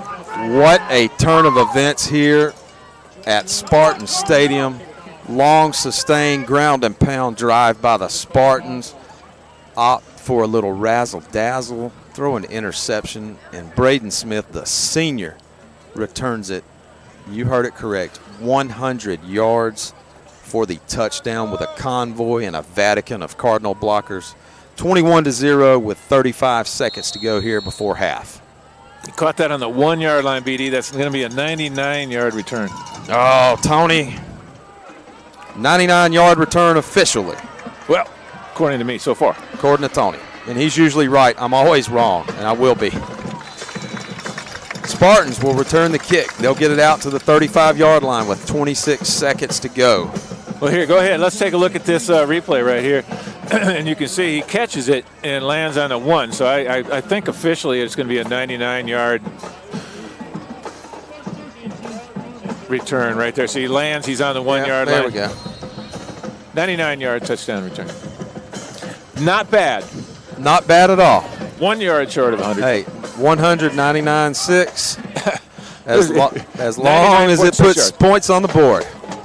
There's Jack Kurth. Jack Got the right score up here, 21-0. hustling on the field. They'll bring a man in motion. They're going to Second quarter. give to the tailback. Rip it out. He'll go straight ahead. Cardinals still looking for the strip. There's Nick Russo leading the charge. Reed will get out across the 45 to the 46. He will have a Spartan first down. That is a turn of events for the Spartans, though, as they Yeah. were sitting there hoping to get points on the board before the half, and then they give up 7.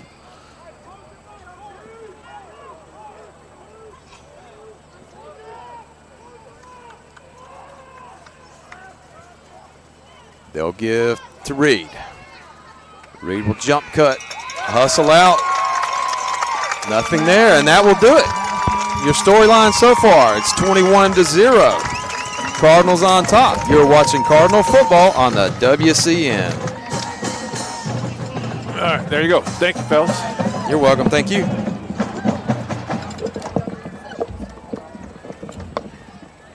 Just don't know. That dude's run the ball 22 times. Jeez. I mean, he could run it with somebody else at least. Yeah, I know. 22, 2, 3, 2. What's that? 24, Tony Hamilton 10, 28, Deschler 7. 21. 10-7 Hamilton. That's what I'm looking for right now. Yeah, that's what I'm looking for.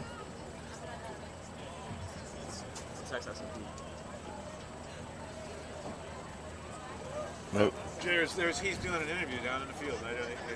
Oh, I'm going to run the restroom real quick.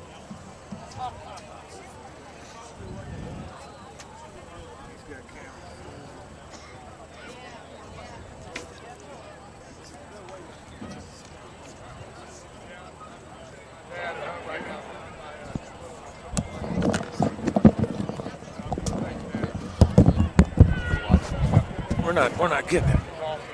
Okay, that was Coach Quarterpassy right there with the Wild Cardinal Network, taking it back to Mr. Tony up top. Thank you very much. I don't think he's got. Pardon me there. We were trying to get. Jerry had Coach Cortopazzi. I don't think he has his microphone turned on. To be honest with you, that was the camera audio that we were getting there. Let's get all this, everybody back up so they can hear us. Halftime here, 21-0. As your Cardinals on top. Sum her up for me, Mitchell. Well, heavy run game for Pleasant Grove as J.J. Reed, number 4, I believe. Yes, number 4. He's ran the ball 22 times for 127 yards, no touchdowns. And then their quarterback, Tim Blue, throwing 2 completions on 7 attempts for a total of 7 yards and 3 interceptions. And then Gunner obviously not throwing the ball many times, 2 for 3, 62 yards, a touchdown. Noah rushing for 4 yards, 4 rushes, 73 yards, and a touchdown. And then you got Tucker and Braden, the only 2 people who have gotten the ball thrown to them in the night. Tucker has 1 reception for 50 yards and a touchdown, and Braden has 1 reception for 12 yards. But the real story is on the defensive side of the ball. 3 interceptions, Brody having 2 of those. And then you got Braden Smith having that 99-yard touchdown return to let us go up 21-0. So it's been a good half. I'm joined here by Franklin Cash coming in for the second half, replacing Finn. Franklin, how you doing tonight? I'm doing good. I just got some news. Jackson is up 21-7 on Hanley. Wow. W.S. Neal up 28-0, and Mobile Christian is down 14-7. Now I think Mobile Christian can come back from that.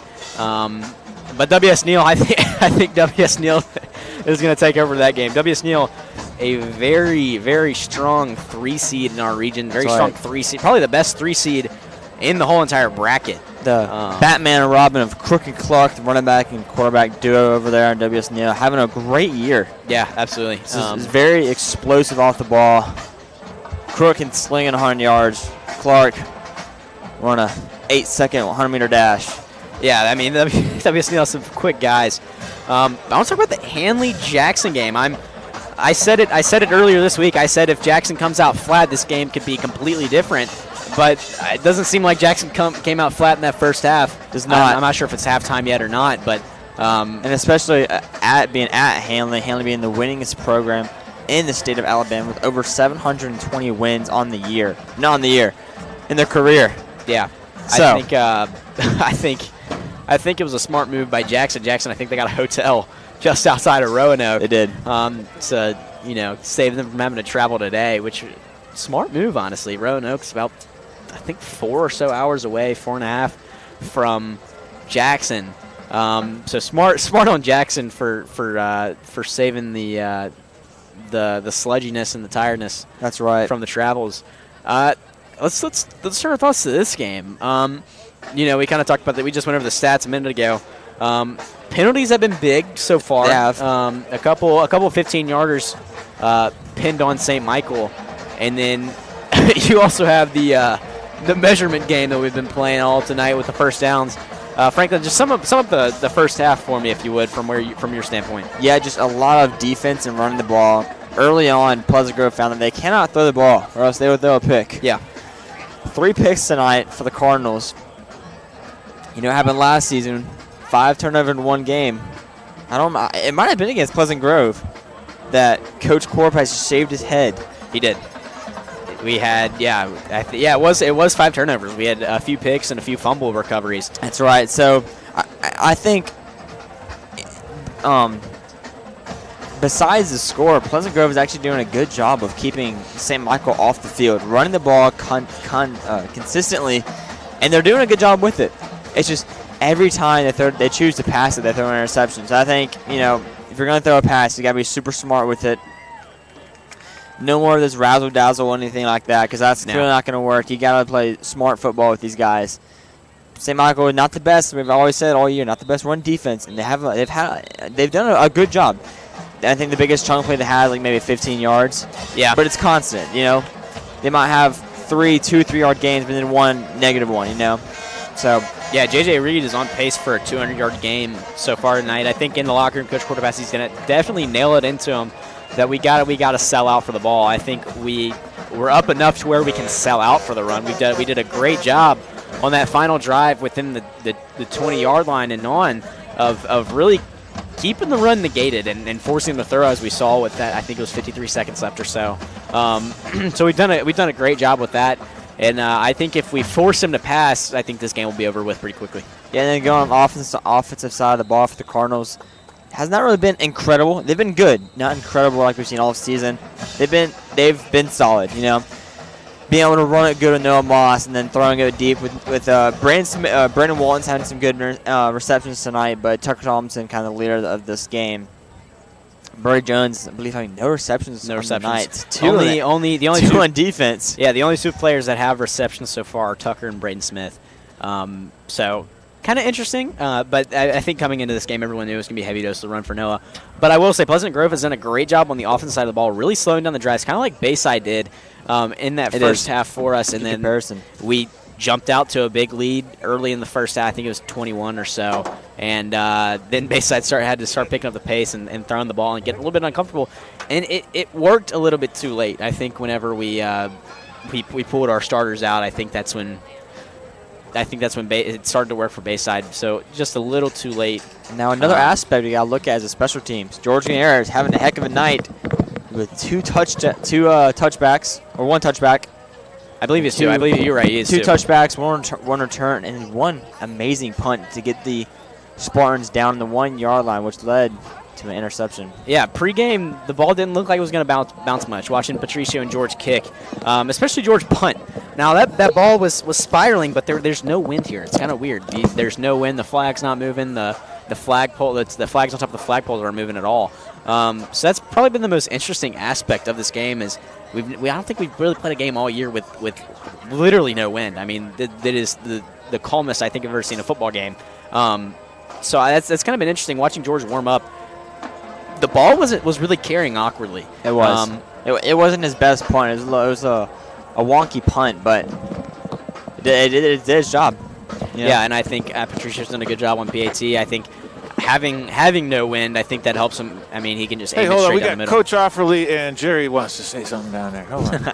It's none other than Coach Offerly coming down here, taking a break from basketball to come in to hang out with us Pleasant Grove. But we're going to get a couple thoughts. Basketball season started already. Y'all had y'all first games this past week. Thank you, Mitchell. How did the basketball team look? What are you thinking? What was going on? Mitchell. We've played three. Something to eat. We've won three. We've played well. But it's early. We're still just trying to get our legs under us. So who comes up? Is somebody come up Monday night, Tuesday night? Tuesday night we have Escambia County. And a year ago we played them in the regional or the sub-regional game, so they're always difficult. They'll be tough.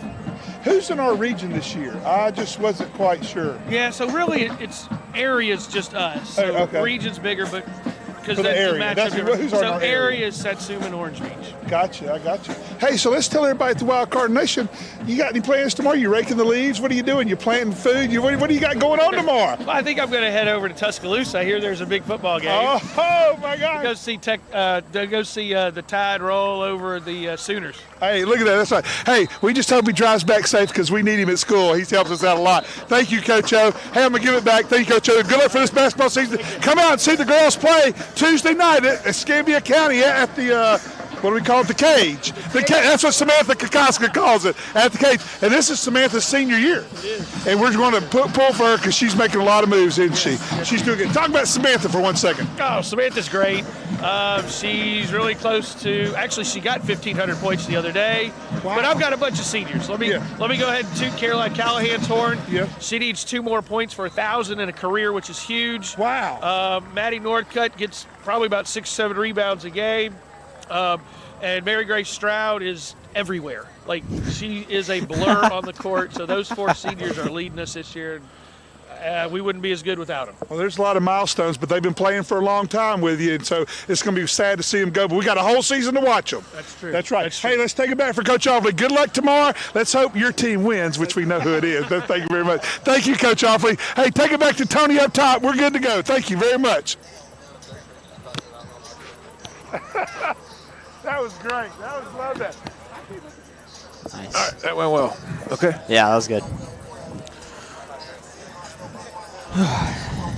Hey. Jackson 21-7. Yeah. And then WSNU up 28-0.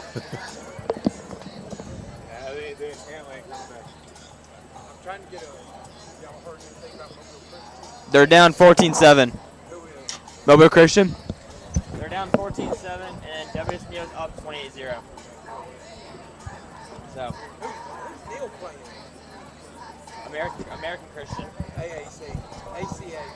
Yeah, and then Mobile Christian's playing Bullitt County. So we'll play Bullitt County and Mobile Christian. Yes, but it'll be at home. The rest, both next two will be at home. If Hanley wins, it'll be at Hanley. If Jackson wins, it'll be at home.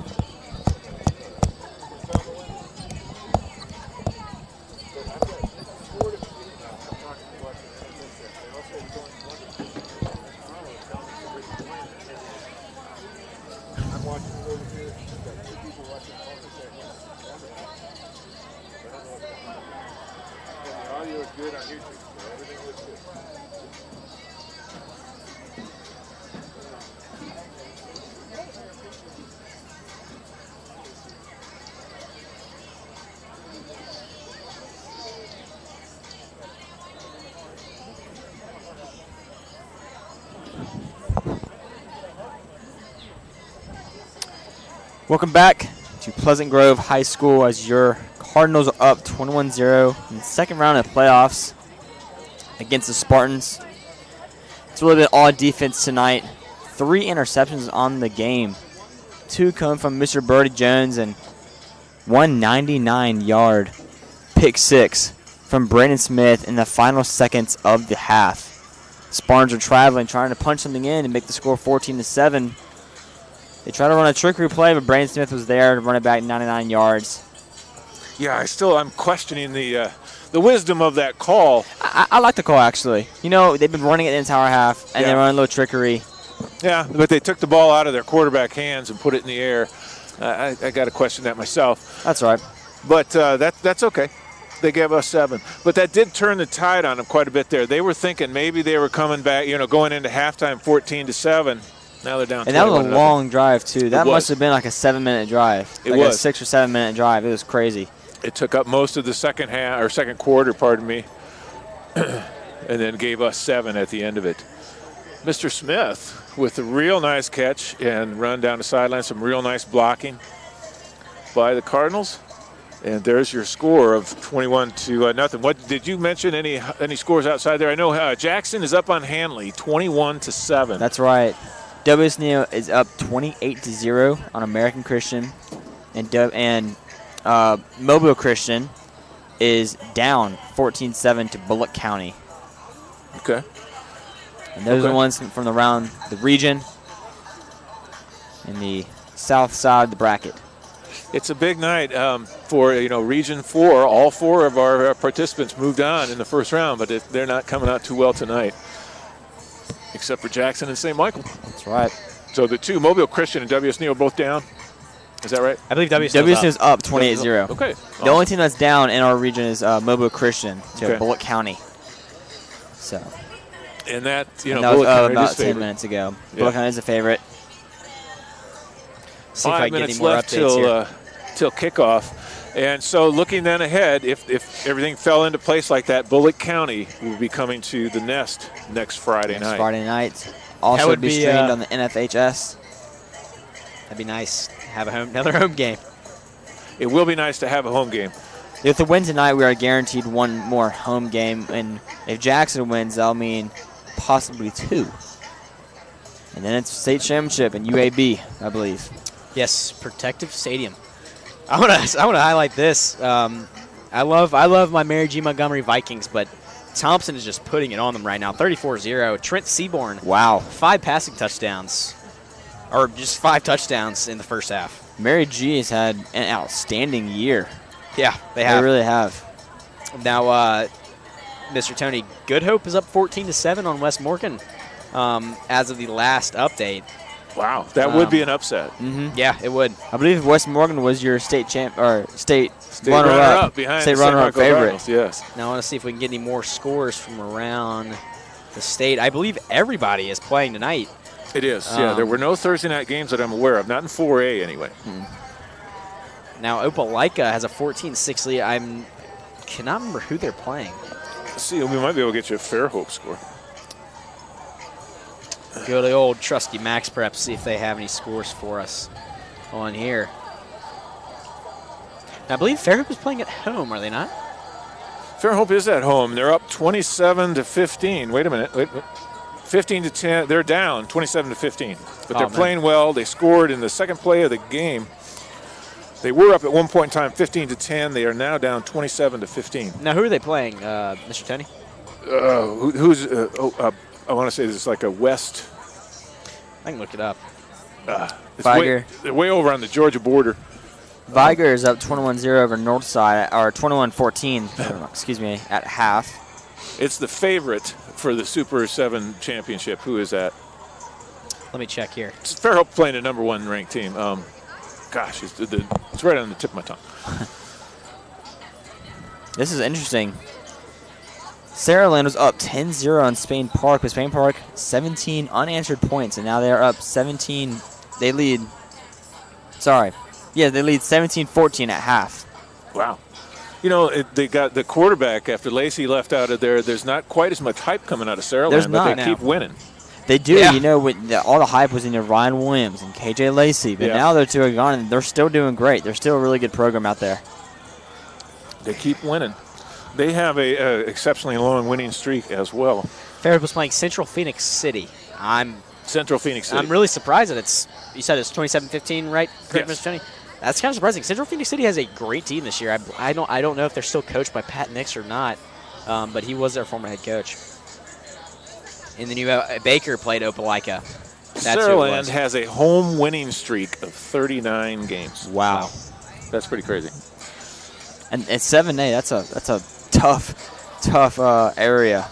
And then West Morgan, we just saw your score there. They have a 34 regular season winning streak going. And so even if they lose tonight, that doesn't risk that. Home winning streak or? Home winning streak, Yeah. No, Now, West Morgan, regular season winning streak, home or away. That's regular season. 34 games. That represents basically 3.5 years. That's pretty crazy. Now, a tough night for the Daphne Trojans. 30-0. They're down to Auburn, the Auburn Tigers. Auburn's a good program. Very good program. Very good program. Let's see if we can pull a Bayside score here. They're up 40-0 at halftime against Randolph County. No surprise there. Bayside's having an incredible year. The only loss was to the Cardinals.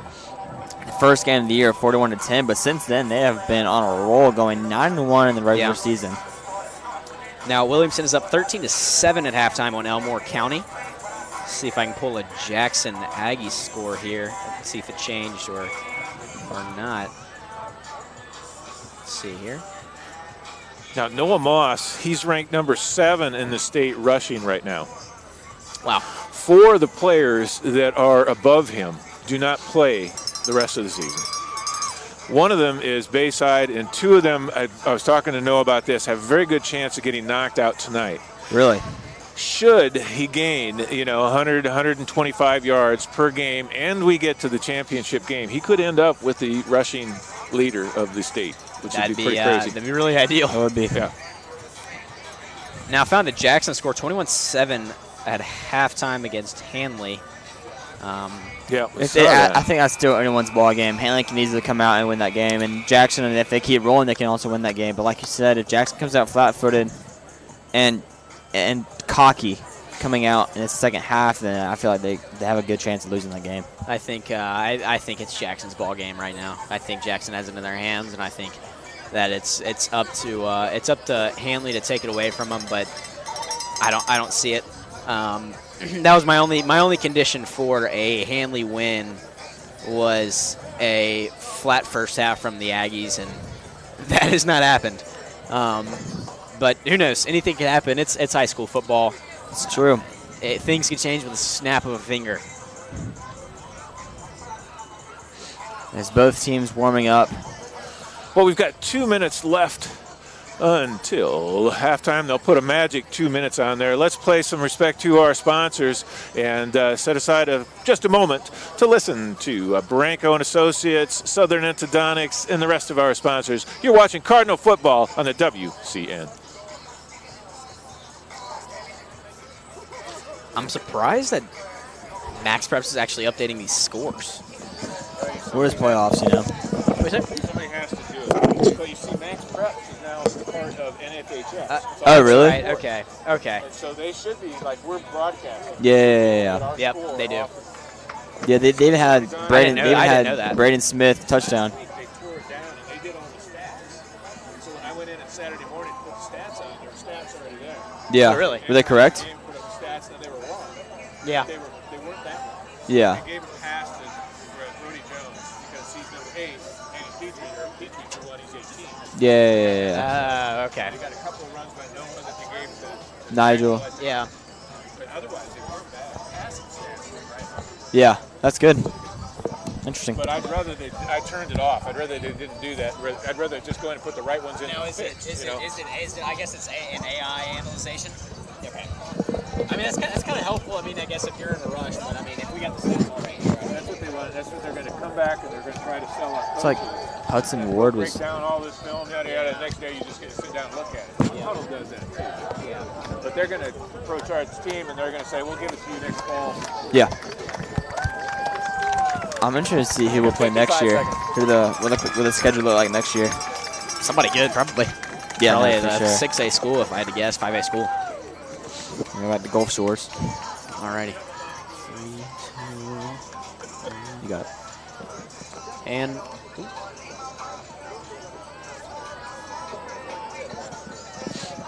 alrighty. Bar. Shield reveal. Bar.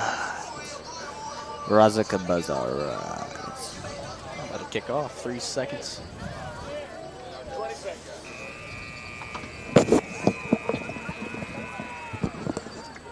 15 seconds. Thank you. Good man. 10 seconds. All right. 2-1. We're back. Welcome back to Pleasant Grove, Alabama, to Spartan Stadium on this chilly Friday night, second round Alabama High School Athletic Association playoffs. St. Michael Cardinals are on top of the Spartans 21-0 as they prepare for the opening kickoff. You don't onside it right here? Lining up for either an onside or a pooch kick. Looks like, yep, could be something up their sleeve. Mamadou. He's going to sky kick it. They'll wave for the fair catch. And it will be fielded by the rock and roll Dr. Jr. Bryce Marston at the 41-yard line. Franklin is a former kicker. Could you tell something was a little different as Mamadou lined up at a little bit of a different angle? Oh, easily. I mean, the steps, I usually went like 7 and 5. I mean, 7 back and 5 to the left. But easily, I was about 2 and 3. Opening drive for the Cardinals, second half. Rivers, he'll shift Mitchell in motion. He'll park to the right of Callahan. They're going to give the little pop pass to Jones. He's around the end. He's around midfield over the 45 all the way down to the Spartan 41-yard line. He'll pick up around 20 on the play, and it will be a first down for the Cardinals. That was Birdie's first reception, but third catch of the night. 2 receptions, or should we say interceptions on defense? Yep.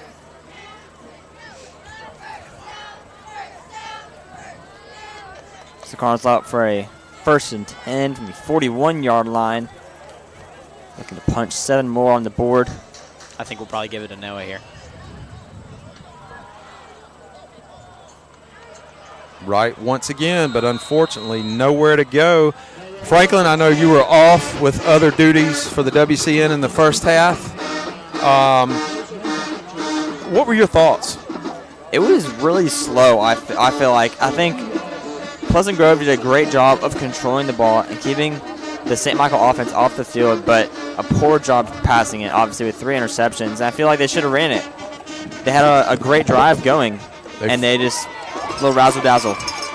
Speaking of run, they faked the give to Moss. Rivers catches Smith on that little seam route down the middle for his 2nd reception of the night, but more importantly, another Cardinal first down. Guys, interesting scores. We've got Mobile Christian down 14-0 to Bullock County. Jackson up 21-7 over Hanley, and MWS Neal Eagles rolling 28-0. I love to see it. Over boys, ACA. Your boys Cook and Clark. That's right. I have a feeling them boys are putting on a show down there in East Bruton. ACA is going to wish they never crossed Murder Creek. They give to Moss. Moss jump cuts. He's going to lunge forward. He'll get down to the, where do they spot him? Around the 16-yard line. He'll pick up 8 on the play. That'll bring up 2nd and 2 for the Cardinals. 9:59 to go here in the 3rd quarter. Cardinals heating up, temperature dropping. That's right. You know, if anyone's not cooling down tonight, it's this Pleasant Grove band. Having a field day over there. They give to Moss. He'll get out across the first down marker, and he will have a Cardinal first down as they move the chains. Guys, we always talk about this. Love the band. You know, these guys and ladies are full of spirit. I love the purple and gold, the pom-pom shaking, and just, hey, let's get after it on this Friday night. That's right. Nothing like a high school chilly Friday night game under the lights. Playing for your hometown. Love it. Best sports in the world are high school. Quick hitter to Jones. Out in the flat. He makes the catch. He's running room. Guess what? 12-yard touchdown strike on the quick hitter.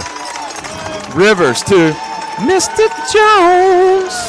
I think Brady Jones has one of the best field awareness I've seen in my life for high school sports.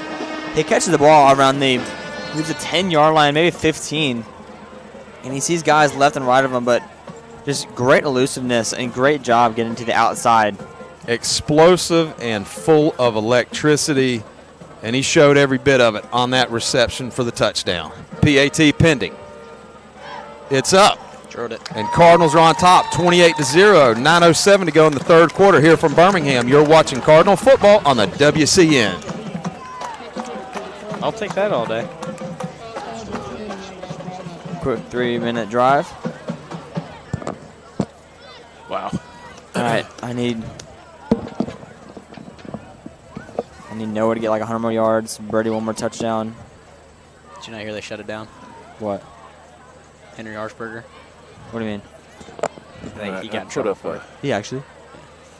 I put up the wrong ad, What do you fellas, so we're going to come back Well, as she- soon as she they get go your out money there. I'm going to time You're it just getting your between money back that you paid. I didn't pay him. Well, things here. you're not getting anything. Little on-air live production, Tony. Yeah, a little on air. That's right. All right. Who'd get caught by? I put on a Student. pregame. I put on a 2-minute commercial. How? I don't know. I don't know either. All right, 5, 4, 3, Well, it's all right. 2, 1, go. Explosive plays have put the Cardinals on top. Whether it's a quick hitter like that or the Braden Smith 99-yard touchdown return, 50-yard touchdown strike. Huge Noah Moss touchdown run. And that's your storyline here from Birmingham. 28-0, 9:07 to go in the third. Feeling another Third. George touchback here. And Ganaris will boot this one deep. Back into the end zone, and there it is. Another Ganaris touchback. That will put him at 39 on the year. George Ganaris. Having a great season as a junior. Him and Patricio Garcia, the kickers for the St. Michael team. Patricio, the Chilean, does. You know, a lot of people have a dance-off. Do you think they have a kickoff? I think they might. No, but I love what they did about with Jackson, bringing 2 kickers in. And you never that kept the Jackson receiving team off the field. They'll give to Reed. Opening play for them, third quarter. He will charge ahead, out across the 25 to the 26. He will pick up 6 on the play. I believe y'all were telling me earlier that should be his 23rd carry of the night. That is. Yeah. 22 carries in one half can really tire you out, especially against this team when you have no points on the board. I mean, they're short but hard carries, getting tackled a lot. His legs might be gone tomorrow. Quick throw from Blue Oh, boy. on the screen. He got it out. He's got one man to beat. Got him. He'll make the move in, and just like that, 75-yard touchdown strike on the little quick screen out wide, but there is a flag. Oh, my gosh. Oh, holding. Way back there. Wow. Talk about a momentum killer. Blue. Man. Quick screen, 75-yard. And there's a reason why he was open. There's the hold right there at the end of the line, I think. Like right at the end there. It's like they dropped Yep, them. he's got his shoulder pads right You got there. Noah Moss is He's in got- a hold right there. Is that Petrie? That's Petrie. Yep. Can't do that. Kept pushing him. So Yep. I think they might have called it on the guy blocking Kamarje. They set the flag at the 32, 31-yard line. Oh, wow, that'll back them up. Were they at the 24, Mitchell? I believe so. wow. They'll play second down again. A little bit of missed tackles right there. Man, that's unfortunate for the Spartans. But fortunate for the Cardinals. 8:24 to go. 28-0. If you're listening on audio, the Cardinals. All white pants, all white jersey, white helmet, Pleasant Grove. Black pants, black jersey, numbers trimmed in gold, white helmets. They'll give to Reed. Oh, he's hit by Moss. He's hit by Russo. There's the rock and roll Dr. Jr. flying down. He'll be hit for a huge loss behind the line, and it will bring up 3rd down and 7. You know, I don't see why more teams bring players who are just so dominant on offense to defense. St. Michael's done a great job of bringing Noah Moss over to defense, but not overdoing it. Yep. Yeah. Using him when they need to. Well, I think the issue, Mitchell, you might agree, is it balance? How much do you want to use them on offense and defense both? Yeah, I think you. And the risk of certain other things we won't bring up? Yeah, I think so. They'll go quick. Play clock at 5. Blues just going to throw it up Hail Mary style. Oh! In and out of the hands of Abram Fayapu. Had a chance to pick it off over there to help Smaralia out, and that will send out the punting unit for the Spartans. If you remember last time, they snuck Johnson back there, and he picked up 11 to get the first down, but this time it's a different story. Yeah, their punter is now the right punter this time. So Brody Jones around the 50 or the 48-yard line to receive the punt. Mamadou, is that Mamadou to handle the punting as well? I think it is Mamadou. Barry, the senior, does an outstanding job. Oh, my goodness, that was blocked. Barely got the punt off. Oh, it will Pleasant hit Grove and bounce. take a roll just like the Spartans want it to, all the way down to the 46-yard line. Cardinals start, excellent field position. The Cardinals blitz just about everybody on that one. I think only leaving about 2 behind. Who was it that got up? Was that Hudson Ward? I think so, but it looked it looked like a jailbreak out there. Yeah, I think all but two. Like it was I mean, I got Huck and incident down in New Russo. Orleans where everybody got out and was running wild. That's right. Go Cardinals, go. Your cheer team says it. See if we can put some points on the board here. 1st and 10. They're going to give to Moss. He'll run the counter back. He's got some room. Running fresh and hard. He'll get out across. He'll pick up 11. More importantly, he will move the chains. Mitchell, how close are we to that magic number of 2,000? He is 149 yards away, or excuse me, 151 yards away. Or excuse me, not 151 yards away. Golly. 150 or 51? 51. 51 yards away from 2,000 on the year. What an accomplishment. I Wow. believe so. Outstanding for the South Alabama Jaguar commitment. We talked about that at halftime, BD. He's actually ranked number 7 in the state right now in rushing, but 4 of the guys that are ahead of him aren't playing anymore, and the other 3, he felt that they would fall out either this weekend or next weekend, so he had a chance at getting the rushing record should we continue to win. Who were some of the top guys? Do y'all know like what schools off the top of your head? I'm just curious. Well, I'm sure EJ's in the mix somewhere, is he? Yeah. He was not. Really? Yeah, because like I said, 4 of them were not playing. He was not. He's underneath Noah Yeah. for the year. I think now was EJ not? Did he play every game? He played every game missed- but one. Yeah, the first one. Okay, Borrowed a friend's car. that's right. That's what they say. Yeah, me too. Me too. 1st and 10 for the Cardinals. 6:51 to go here. Their second Franklin. drive of the second half. I'll try to look that up before the end of the night. He'll fake to give to Moss. He's throwing deep to Tomlinson. Oh, wow. What an acrobatic spin move to make the catch. He'll drift out at the 5-yard line. Pick up 38 on the play. Wow, what a throw and catch. You know, you talked last week, Rivers, a little bit off. Yeah. Remember, we talk about you have a short memory. You forget this during the Hurry playoff up here. show, Yeah. and he has been on tonight. Look at that catch. Yeah, he got it. And there it is, touchdown. quick give. Cardinals score. Noah Moss, second touchdown of the night. He'll take it in from 5 yards out, putting the Cardinals on top, 34-0, 6:27 to go. You hear that? That's the buses warming up I hope so. I mean, to get out of here and get back safely and prepare for round 3 at home. Going back to that throw, Tucker doesn't look like he's open. He doesn't have any adjustment or length between him and the defender until about the 20 or 15-yard line, and starting out in the 40.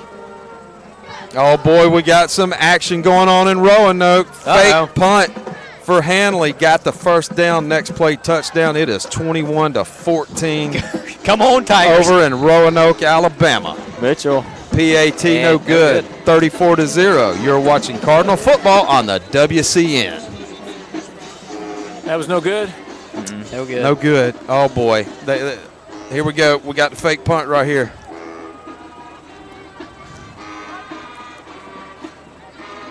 Okay. Oh, wait. Oh, we You didn't ca- show it. I appreciate that. You cut away from Hanley to us. Thank you. Darn it. I would not mind taking a trip up to Roanoke to play Hanley. Really? No, I would not mind it as long as I don't want to play Jackson. I don't want to play Jackson either. I'm with you, Mr. Yeah. Johnny.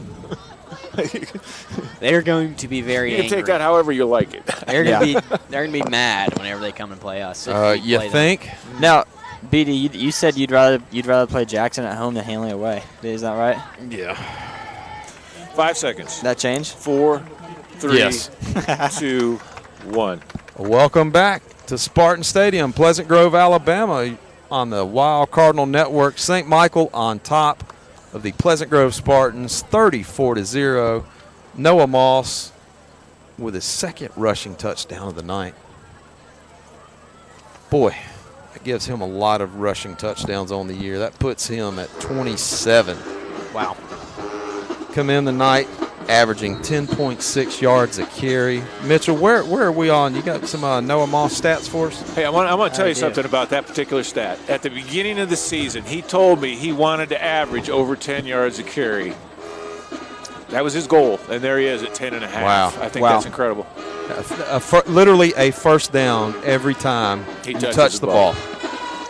We are 47 yards away from a Noah Moss 2,000-yard season. What's he at tonight? $103, 9 carries. 2 touchdowns. Two touchdowns, averaging 11.4 yards a carry. Gunner having a better night than the last. 6 for 7, 146 yards and 2 touchdowns. Yeah, and he come in on the night. Oh, he bobbled it. Oh, they bobbled the kick from Ganaris. Rivers come in tonight. What did he have on the year? About 2,700 passing yards? I think so. Just about. Just 2,600. 2,600. He's thrown 2 touchdowns tonight. So he is currently sitting at 44 passing touchdowns to 5 interceptions. Wow. I mean, that's Jeez. so impressive. And what, 3 were in one game? Yeah. Yeah, I think leading up until the last game of the season, he had one interception in the year. Yeah, he did. It was to a defensive lineman, too. Batted in the air. Tip ball. Yeah. They went off somebody's shoulder pads. Yeah. I went back, reversed the ruling on that film. I didn't give him an interception. I called it a fumble. They're going to throw it. Blue's going to try to air it out. Nothing there. He's going to call his own number. Get the ball out. He is going to escape, and he will be tackled around the 15-yard line. He'll pick up 5 on the play, bringing up 2nd down and 5 for the Spartans. Oh, boy, Bullock County up 21-0 in the 3rd over Mobile Christian.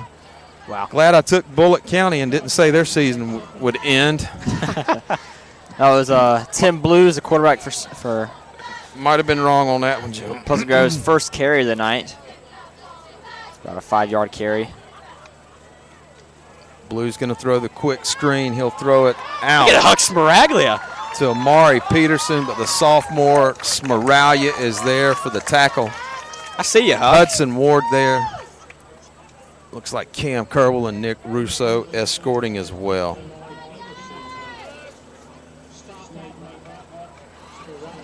Huck grabbed hold and he wouldn't let go. Yeah. Spun around like a helicopter. Sometimes what you got to do.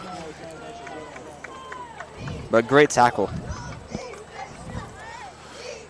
I don't think they know which fumble way. on the play. A little bit of miscommunication between Blue and Reed, and it will lose a couple of yards on the play. Bring up 4th down.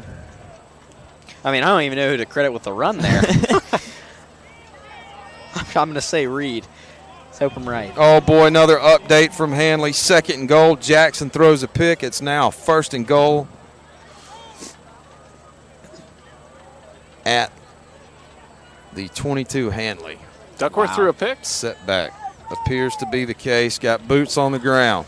Duckworth threw a pick. Imagine that. Yep. He threw against us. You'd think. Almost got it again. Got a flag down, though. Yep. This one will take a St. Michael bounce, thankfully. A lot of action going on in 4A as we go around checking scores. There's a flag back there. I'm not sure what it was. Now, Mr. Turner, if Hanley wins tonight and we see them in the semifinals, what does that look like for the WCN? Because Hanley has a broadcasting crew. Hanley does have a broadcasting crew. We will only be able to do a delayed broadcast and a live audio. Sounds good. But we all know our broadcast is better. We do. You can watch them and turn on the sound for the Wild Cardinal Network. Might not be a bad idea. I had a lot of people did that last year in the playoffs, actually. Yeah. Watch the NFHS and then were listening to us. With the students of the voice of Cardinal football. Let's see what we do on this drive. We got 1st and 10 for the Cardinals. Wildcat formation here. We got Noah back in shotgun. Moss takes a snap. He fakes the toss to Rivers. Hello. He's all the way down to the 26 or 27-yard line. One of the first times Pick I've up seen that. And no Moss comes off. It looks like it might be time for Hollywood. Nigel Mitchell, the sophomore.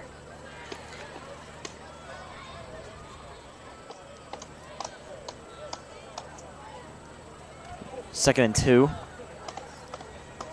It's Rivers and Mitchell. They'll give to Hollywood. He'll Might grab. Get a yard. Maybe a yard. Corralled by big old number 56. Some big guys on this line. Unfortunately, they're having a lot of players that are playing both ways and a lot of hands on the hips. They'll go bunch formation. They're in super tight. They give to Mitchell. He's hitting the backfield. He kept going. Oh, he lowers the head. I He think he keeps got it. those legs going. They're just going to give him right back to the line of scrimmage. He'll give it to him to the line of scrimmage. All right, real quick, trying to double check here with Union Springs on top. They're on the top half of the bracket. We're on the bottom. Is that game at home next week, or would it be at Union Springs? If Bullock County holds on for the win. I think it would be here. Where is it tonight? It's at Mobile Christian. I believe. No Moss, a stiff arm No, guy. at Bullock County, I think. It's at Bullock County.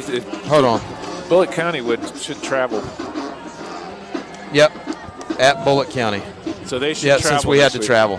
Does travel time matter at all, or Yeah, is no, just Bullock no. County will come to just us. a matter Yeah. of time it travels? Yeah, We that's what I thought. we have a home game next week, no matter Yeah. really what happens. That's what I thought. Yeah, of course. Because Provided we're the we win higher tonight. seed over Mobile Christian, whether Yes. they traveled or not, being our region. So that could. Yeah, not travel distance, just whether you hosted or traveled. Yep. Gotcha. That could be the If seniors' you last. if you both travel, then they do talk about distance. Yep. Quick hitter to Walton, in and out of the hands, incomplete. So next week against Bullock County could potentially be the seniors' last home game of their career, given that Hanley wins. But that game is still unfolding. Yeah, unfolding a different way than I thought. Yeah, Hanley having a lot of momentum with a interception, second and goal for the Aggies, and then a fake punt. 2nd and 10. They'll throw the quick toss to Mitchell. He's running off right tackle. He cuts back in, lowers the boom, and he will have a Cardinal first down. He'll pick up right at 11 on the play. Move the chains. The sophomore came in on the night, averaging 8.6 yards a carry, 42 carries, 360 yards. Not bad at all. Plays running back, can catch the ball, tight end, linebacker. Blocked punts. Jackknife Yep. on offense. Yep. For sure. Swiss Army Old knife. Swiss Army knife. Play clock under 10, 1:47 to go here in the third quarter. We're changing the play here fast. Rivers will check out of a play. They'll bring Smith in tight behind Skipper. They'll bring in Mitchell. They'll give Mitchell the ball. Guess what? Oh, he's going to run hard and get all the way down inside the 2-yard line. He'll pick up 12 on the play, and that will bring up first and goal for the Cardinals. 1:30 to go as they just sit here and work the old clock. As time is on our side, as Mick Jagger once said. Yeah, just a really good night, a really good half, actually, for the Cardinals.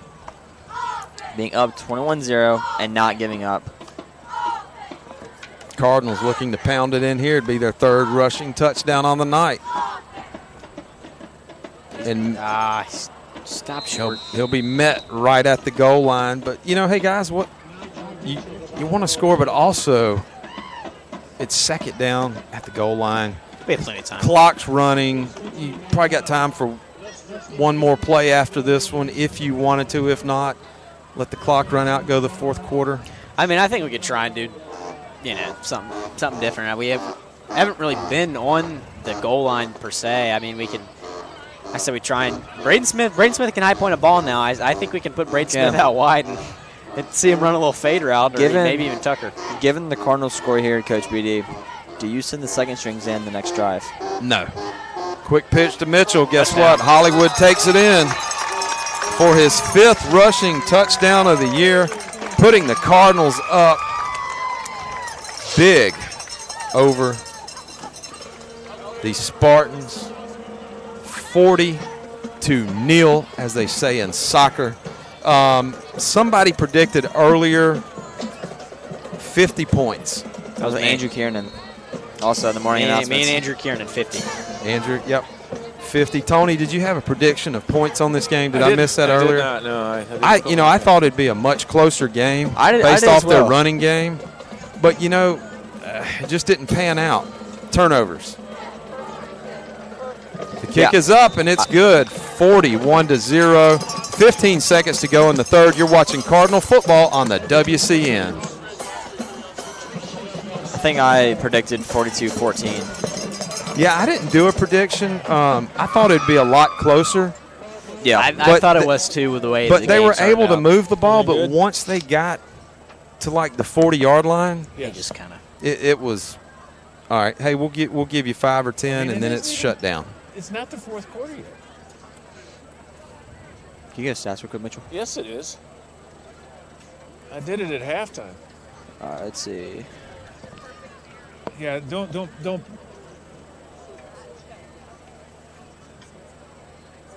Cannot wait to get on the warm bus. My toes are I going to know. defrost. See, it's perfectly going. So, yeah, I got to stop listening to that stuff because you got me up here running around trying to figure out a problem, and there's no problem. Welcome back. Your Cardinals up 41-0 in the second round of the playoffs against Pleasant Grove Spartans. Chilly night here in Pleasant Grove. Guys, just outside of Birmingham. You ever watch the movie Meet the Spartans? I've not. Oh, it's great. It's hilarious. You got to watch it. Is that where they do the kind of play on Sparta? Yeah. I've seen clips of it. I know what you're talking about. American Idol, Britney Spears. Dumb but funny. There's the kick by Ganaris. It'll be short and fielded at the 2-yard line. A little bit of running room. Oh, there's Camarje Lavoie going for the strip. Oh, got the ball out, it looks like. Get it? Are they going to call it? Let's see. Oh, no, he ended up with the ball again. Oh, he got the ball back. That was Amari Peterson, the freshman, with the return. 5 seconds to go here in the third quarter from Birmingham. For all those listening at home, Jack Johnson just announced that tickets are on sale for the Wharf, August 26th. Love me some Jack Johnson. I might have to come down from college for that one. All right, Jack Johnson, one of my favorite artists to listen to while doing homework or on traveling home from late night or early mornings. Update from Jackson. Kroll takes one in. 28-14 Jackson. 4:31 left to go in the third. Aggies starting to flex and pull away. Speaking of Jack Johnson, I need to thank the Bissett brothers back in the mid-'90s introducing us to Jack Johnson, Shiner Bach, and other finer things from East Texas. The Bissett brothers on the lacrosse team in soccer. The University of Alabama. Flag on the play. They'll back it up 5. They'll do it again. They'll give to Reed. Reed will be brought down at the 29-yard line by old Tarzan Cam Kerbel. And that buzzer you hear is the end of the third quarter. St. Michael on top, 41-0. You're watching Cardinal football on the WCN. All right. All right. Seems I'm not quick enough changing this quarter on the scoreboard. So if that is the only complaint we're getting, fellas, we're doing great.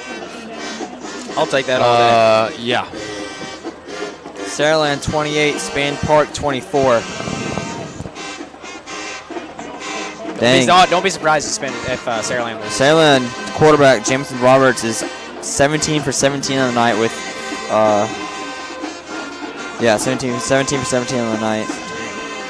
10 seconds. Good Hope and West Morgan tied at 17. I'll mention that. 3, 2, 1.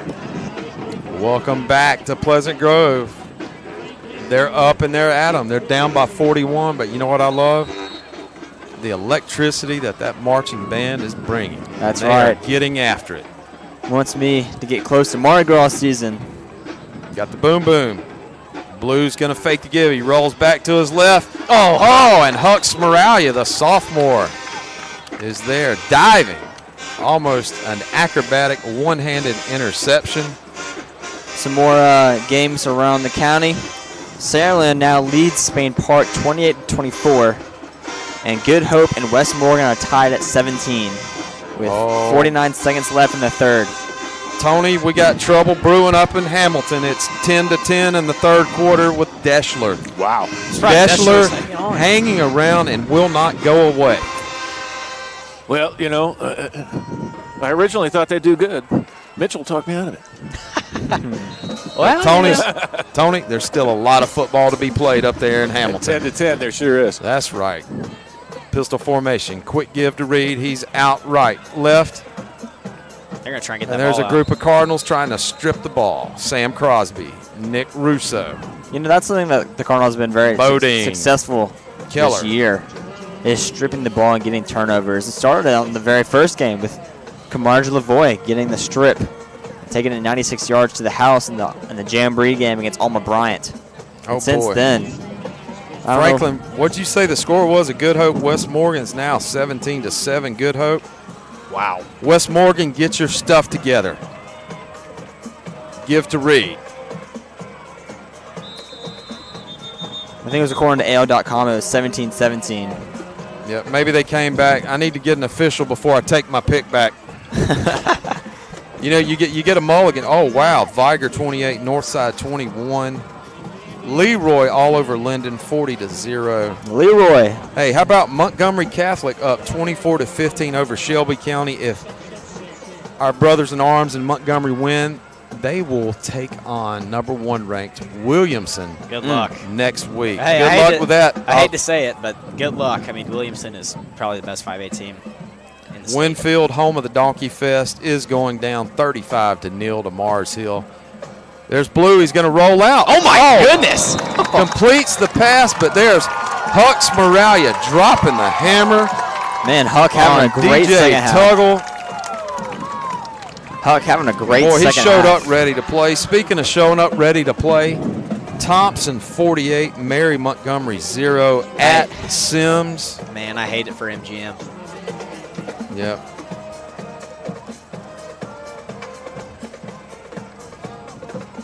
WS Neal, happy with that one. They'll cruise to a second round victory. Fourth quarter up 28-0 over ACA.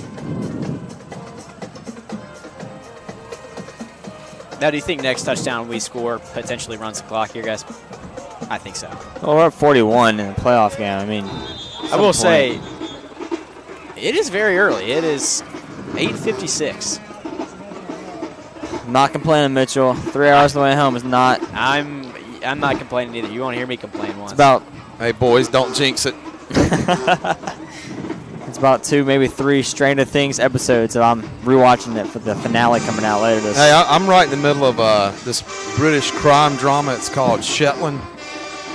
Takes place in Scotland on the islands of Shetland. There's one thing that I've learned about watching these British shows.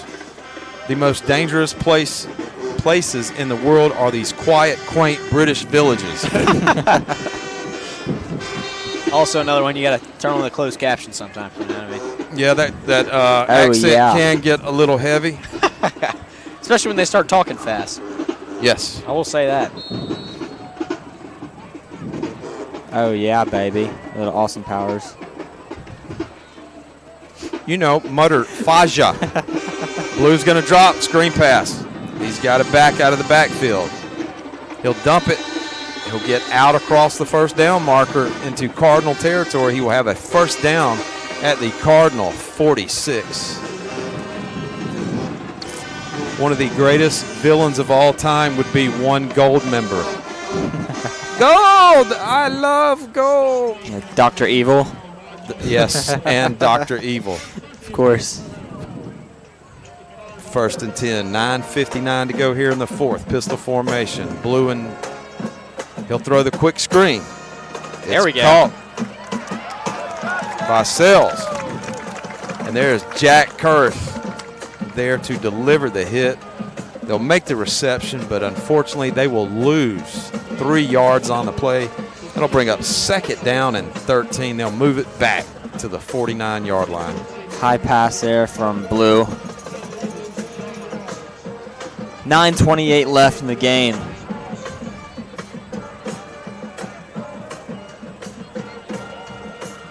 Guys, you're working in the Austin Powers references. Give me a Baywatch reference here before we get out of here. They'll bring Johnson in motion. Blue's going to roll to his right. He's going to just lump it up. Incomplete. That'll stop the clock. There's 9:05 to starting go. to sub some players out. Nick Russo coming 3rd out and right 12. here for Wesley Baranko. There's With Branco Associates, Mr. Tony. That's right. There you go. They snuck a Baranko on. Of course. Wesley's got in at linebacker. Landon Bodine in there. You got Loftus Bodine. Gardner. Ama Fayupu up top for safety. Hey, look at that. Give Bryce Marson a little rest. Same with Brody. I'll move. Love to see. Ward's going to walk down. They're going to give to Reed. There goes big old Sam. He will be hit by Crosby and fellow Cardinals. He'll get down to the 42-yard line. He'll pick up 4 on the play. Man, I love watching Sam Crosby play. Just such a strong but fast player. I mean, you'll see him make a tackle Man, 6 to 8 yards down the field. He's so close to blocking field goals all the time, too. He's blocked a couple. Yeah. Blocked a clutch one last year against John Carroll. I believe that was him. Yeah, it was. 8:25 to go. Play clock under 8. Looks like it's Blue and Reed. Blue will turn. He'll give to Reed. Reed's going to continue to run.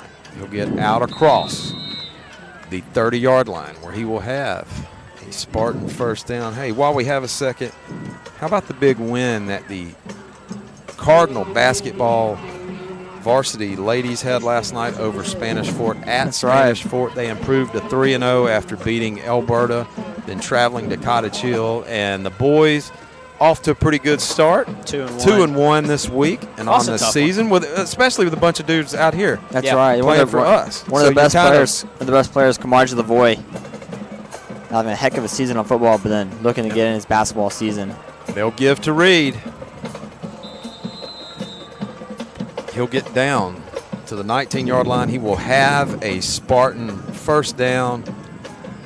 Looks like 55 will come in. That's Brooks Maloney will come in for Cam Kerbel.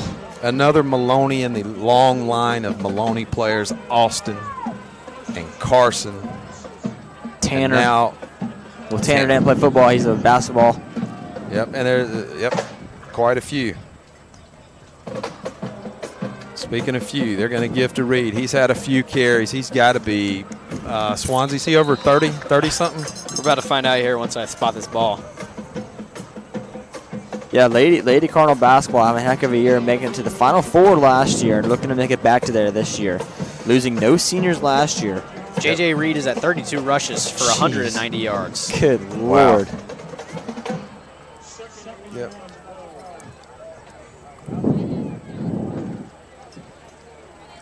Heavy dose of Reed tonight, and I imagine they will stick with that recipe. They're going to give to Reed this time. He will be bottled up, but somehow manage to lean forward. Quick update back from Roanoke. Hanley scores 28-21. Not so fast, my friends, as our friend Lee Corso would say. Good old Wow, a couple of heavyweights slugging it out down there. Hanley ain't giving up. 58 seconds left in the 3rd. Makes me wonder if Jackson's, if Hanley's defense is playing that good, or if Jackson's kind of slowing down a little bit in that second half. Well, I'll tell you what, gentlemen, we're about to find out as I tune into the NFHS network on my personal account. We'll put that beside the monitor here, and we will monitor that as we monitor this drive. Reed down to the 2-yard line. That'll bring up 3rd down and 2. 6:18 to go.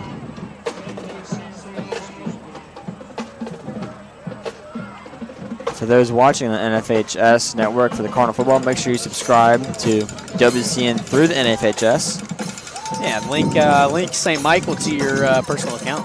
Helps out a little bit. Hold on, somebody log me out. My family's watching us. They'll give to Reed, and Reed on his 30-plus carry of the night will open the scoring account, but it's a little too late with 5:52 to go here in the fourth quarter, 41-6. Hats off to that young man. He has had one heck of a night and a workload. Yeah, that's for sure. Yeah. But this is the 11th game of St. Michael's season this year that they have scored over 40 points. Guys, we got to get the game on. Hanley just intercepted. Oh, my gosh. Again. Duckworth. Wow. Hanley now having the opportunity to equalize at 28, 41 seconds to go. Speaking of capitalizing, Mamadou Randy, the senior, puts the PAT through. It's 41-7 here. 5:52 to go from Birmingham, and they will be on the Jackson 48-yard line. That's a crazy story we have. Here we got it. We got the live stream going on for us. Tony, you looking like the cat right now that ate the canary up there in Hanley. Everybody in Hanley's loving you. They're at the Jackson 48-yard line. Start of the fourth quarter. That's first and 10. That's huge. That's huge for Hanley. That is huge for Hanley. Yeah, I bet that game's crowded. Much like the Jackson, St. Michael, or Bayside St. Michael game. The city of Jackson closed down and went to Roanoke tonight. That's what happened. There is nobody in Jackson tonight. No, brother, not. I mean, even with the 4-hour drive. Well, I mean, hey, I'd go and watch and get a game as this. Yeah, that is one thing. You can't watch it on more than one device. They got that figured out. Yep. I think I just bumped my wife off. Nobody tell her at home. I'll be getting a text here in a minute. Like another pooch kick. Yep, little. I think you're just going to one-side it here. No, they pooched it. Yeah. Little sky kick. It will be fair caught by Mr. Jones at the 29-yard line. 5:52 to go, and looks like we got a little bit of substitutions here coming in for the Cardinals. A lot of people will be getting some see Alex excellent Cox, work. Ambrose, See Nigel Jack Mitchell, Green, Lee Travis, Leon Barwick Ambrose. Grady and Aiden, the duo still in there. Marshall Petrie at quarterback.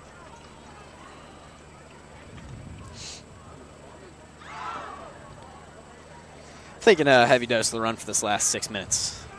Boy, Hanley looks like Alabama, don't they? They do. There goes Nigel. Uh-oh. Oh, there's Mitchell. He takes the carry. He's out across the midfield line all the way down to the 35. Wow, Nigel. He'll pick up 44 on the play. Nigel heard Mitchell say, heavy dose of run. Yep. He likes this because he knows it's mop-up time, but more importantly, Hollywood's going to get carries. Great job by this offensive line, too. Well, guys, our stream came to an end. Oh, no. Yep. My wife is back on with it and knocked off the Hanley game. Christy, if you're listening, the whole WNC crew was just crowded around the old ball coach's phone. Oh, my goodness. Is that Amu? Yep, Amu Faiapu running hard. Saying, hey, you guys know Moy. Forget Moy. How about me? Speaking of Faiupu, is Rocco Faiupu, our offensive lineman last year, a great unit. The St. Michael offensive line heads off to boot camp in February to serve as on the U.S. Coast Guard. That's right. Congratulations to him. Boy, I could use a little Aloha barbecue right now. A little bit of the I'm saying. Kaneka rice with the beef. That's right, or the chicken. Or real quick, while we got a timeout on the field, I want to take a second to acknowledge Jack McCormick for all the hard work that he does. John Travis, Max Cox, Justin Barfield, Tony Madsen, Jerry Marlowe. I see Parker Boss down there tonight. I don't know if he's working or in a management role as he sits in that chair. I'm going to say he's with management. Might be more management. Tony, am I missing anybody? I feel like we have a few more people that roll in and out. Do we get Mason. Max Cox in there? Yeah, I got Max. Okay. Yep. Mason Yep. Mardones helps out. Mason Maldon, Grady Saltz sometimes. I believe Parker Boss is running the drone tonight. Okay, yeah, he is. Parker, I take that back. You're in management with running the drone high tech. So Double duty tonight. we want to say thank you to all those guys who operate the cameras. They play a huge part. They'll toss it to Fairhope. Nothing there. He'll be brought down by a gang of Spartans. With 5 minutes to go here. I mean, he'll pretty much lose everything he gained right there. 3rd and 10. All right, we got less than 5 minutes to go. Flanagan Hickson comes into the game as running back for Alma Fairhope. We'll see what the freshman can do. Had a couple of nice runs last week.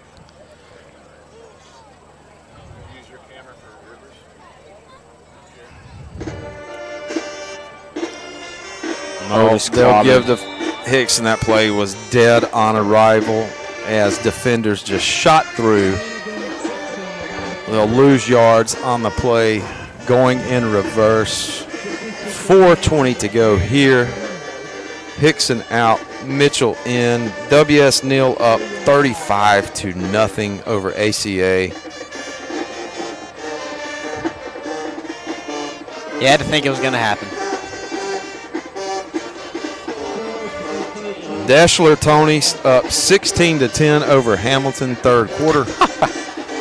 That's surprising. They're going to look for the screen. Petrie They finds got Nigel.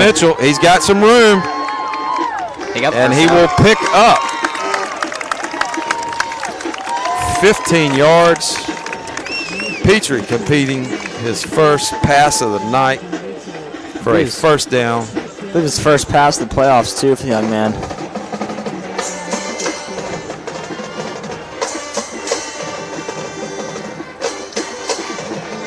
It's 28-21 still in Hanley. Jackson on top, fourth quarter.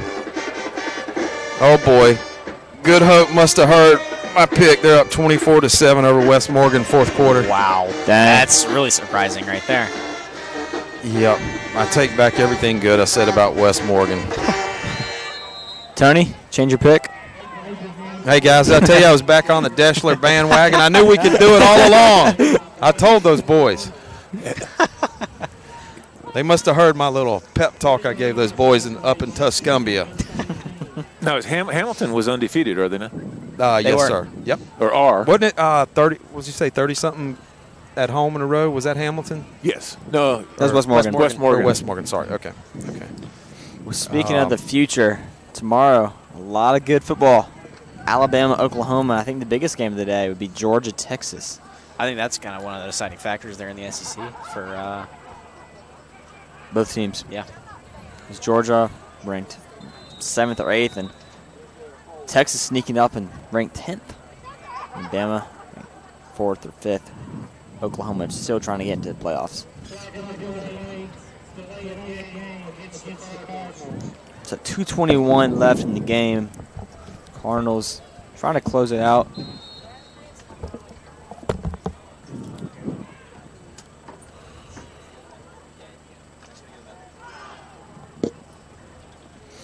Petrie. Looks like this Amma All right, Fairhope next to him. Speaking of subs, we're switching out Swansea for Finn. Finn, I got to ask, how was the fries? How was the concession stand here? Can you give us a one-bite rating? The fries were actually very good. 8 out of 10 fries. They're pretty good. Okay. I don't know. I have some like Old Bay seasoning on it or something like that. You know, I didn't want to say anything, but I feel like Dave Portnoy stole the one-bite review from you, Finn. Forget Portnoy. We got Phineas with his one-bite review. Boy, I'm not lying. I could smell them fries right beside me. They were good. I'm laying off the fries. So I would like to have one. Show me y'all, Coach BD. Now maybe I can just lick the seasoning off. 2:19 to go, 41-7. Cardinals running the ball. Heavy dose. Petrie to Fairhope. He'll work his way down to the 36-yard line. Number 11, that's Fairhope, not Mr. Brody Sella. All reliable. As Brody is playing his second round of the playoffs tonight for Rancho Bernardo out in San Diego. Thank you for the score update, but I cannot use that adjective and verb. It's Kroll again, 35-21. Jackson, 8:30 to go. Oh, by the way, Franklin, I forgot to tell you. I texted Dan. I told him I have now retired Old Reliable, and it's the playmaker since he's scoring on kickoffs. He is. Wide receiver. Running back. Safety. All over the field. Speaking of which, coming up on the West Coast YouTube feed, the Broncos will be in second-round playoff action. Rancho Bernardo. Gage Weddle, the son of Eric Weddle, the Los Angeles Rams. Safety at quarterback. Yes, Weddle throw the ball. I believe he's also a safety. To Brody Sella. I believe Gage also plays safety, just an all-around great athlete.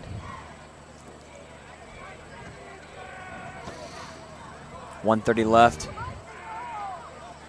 Tony, I got to ask you. Early thoughts? Do we have a contender for the Billy Langford I was just thinking about player that. of the game? I was just thinking about that. Well, we are going to have to leave after halftime, so we won't be after the game's over immediately to be back on the bus. Oh, yeah, I forgot about that. So you guys make up your mind pretty the quick band here. You're and going to cheer leave it team up to will me. leave us. That's right. You'll leave it up to me and Jack if you don't do something. I'm going. I don't know. I got 30 seconds. Let me see. Well, I was about to say that, but I've got a couple of my momentum plays that shifted. The Brody Jones interceptions that flipped the field. We go down. We score 14. The Braden Smith before halftime. Tucker Thomas had a heck of a game, too. He did. He did. Nice catch. He did. Oh, boy.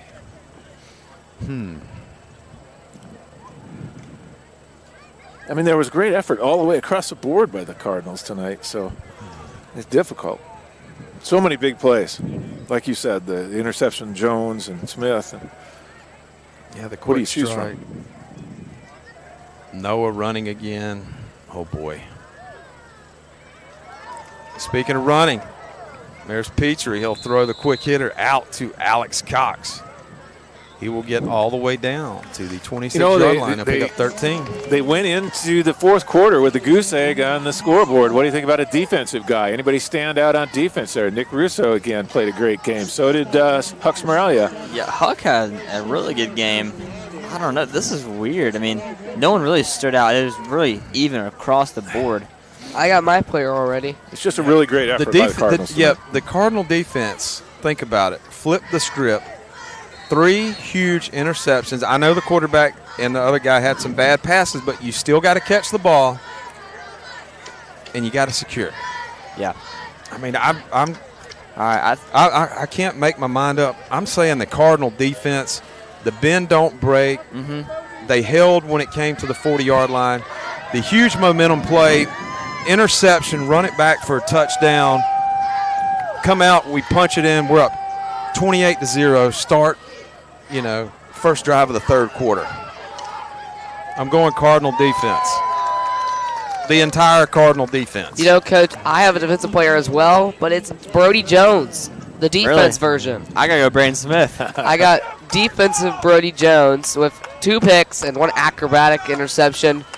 Give me Brody Jones for my Billy Langford Memorial Player of the Game and the 41-7 win. And your Cardinals are moving on. Guys, my official verdict stamped the entire Cardinal defense. I can't take one guy.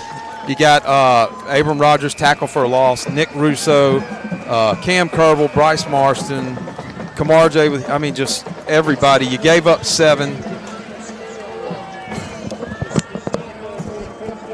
I'll be watching for you. So that is my official verdict.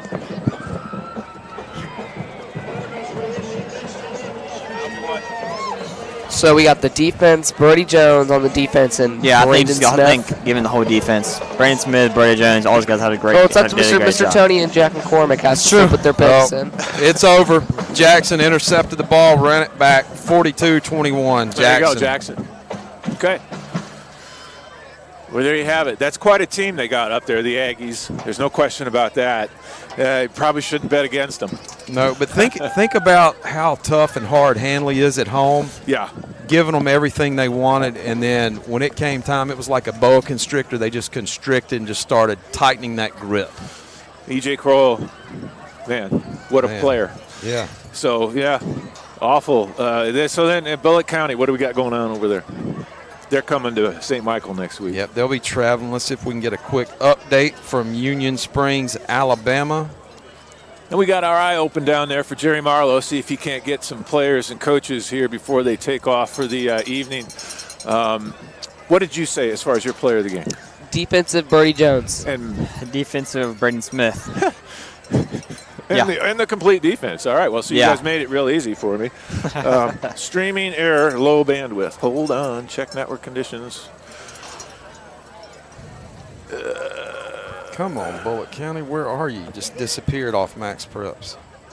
Where would that be? Where would that be? Where would that be? Oh, it's a final. Like I said, I took Bullitt County. They beat Mobile Christian 21-0. I knew they could do it. All right, I'm not sure what that warning was for. It gave me a low bandwidth warning, but everything still looks good as far as I can tell. So we're still up. We're still waiting for Mr. Marlowe to do an interview with Coach Rivers and maybe a player as you see him come down for the alma mater for St. Michael. What's the name of the song? Do you know? I should. Oh, no. Yep, that's it. Yeah, it was on. Right. So did we already pick a player of the game? We're waiting for what you had to think about The it. defense, I like that. Well, tell me what you had to think about it. Don't let somebody influence you. Well, I think you got to give it to Brody here. I mean, 2 interceptions and let's see, he had 2 receptions on offense. So he had 4 receptions on the night. 2 of them were on defense. Yeah. I think you got to go Brody, but I mean, I think the whole defense played great and forced turnovers all night long. And I mean, you know, Mr. J.J. Reed might have ran for 200 yards, but he did it on 35 rushes. So I agree. I think you got to give it to the whole defense here.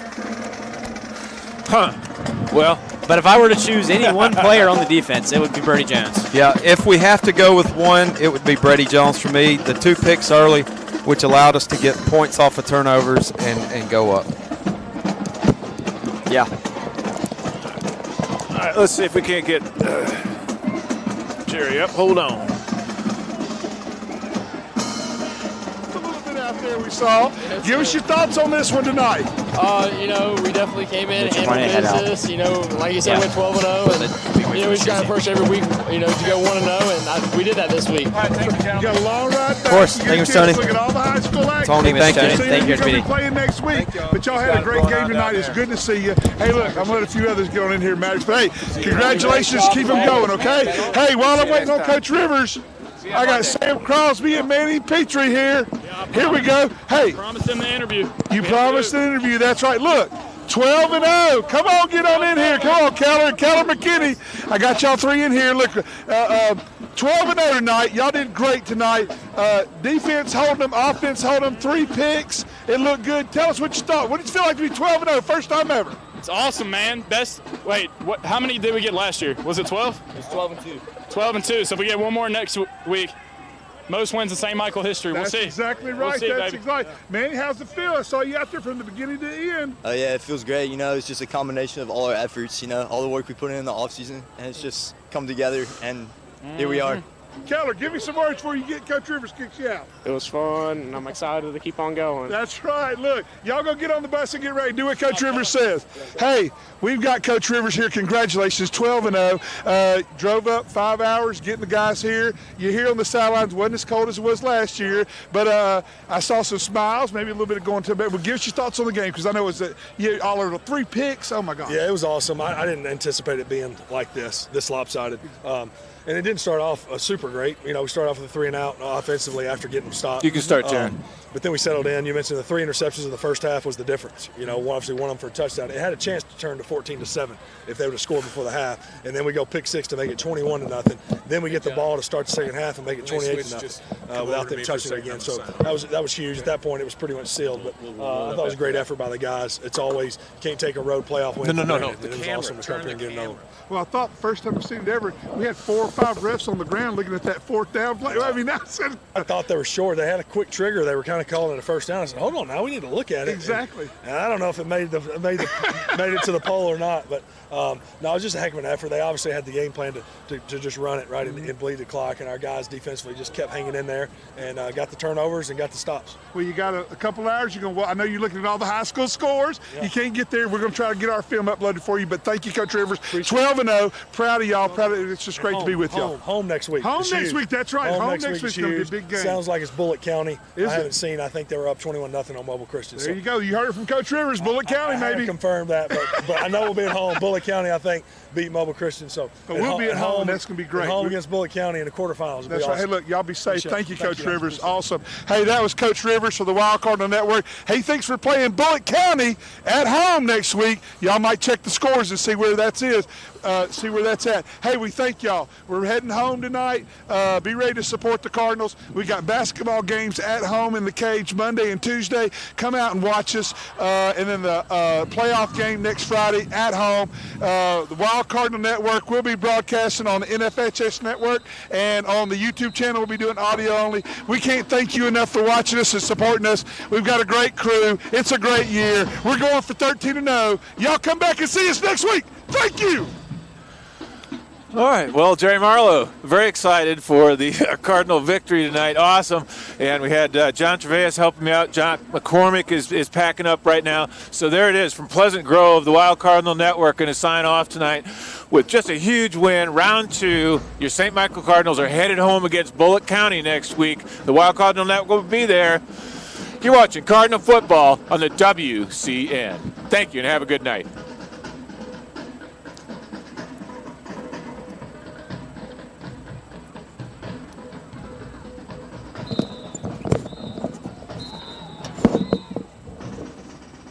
Thank you.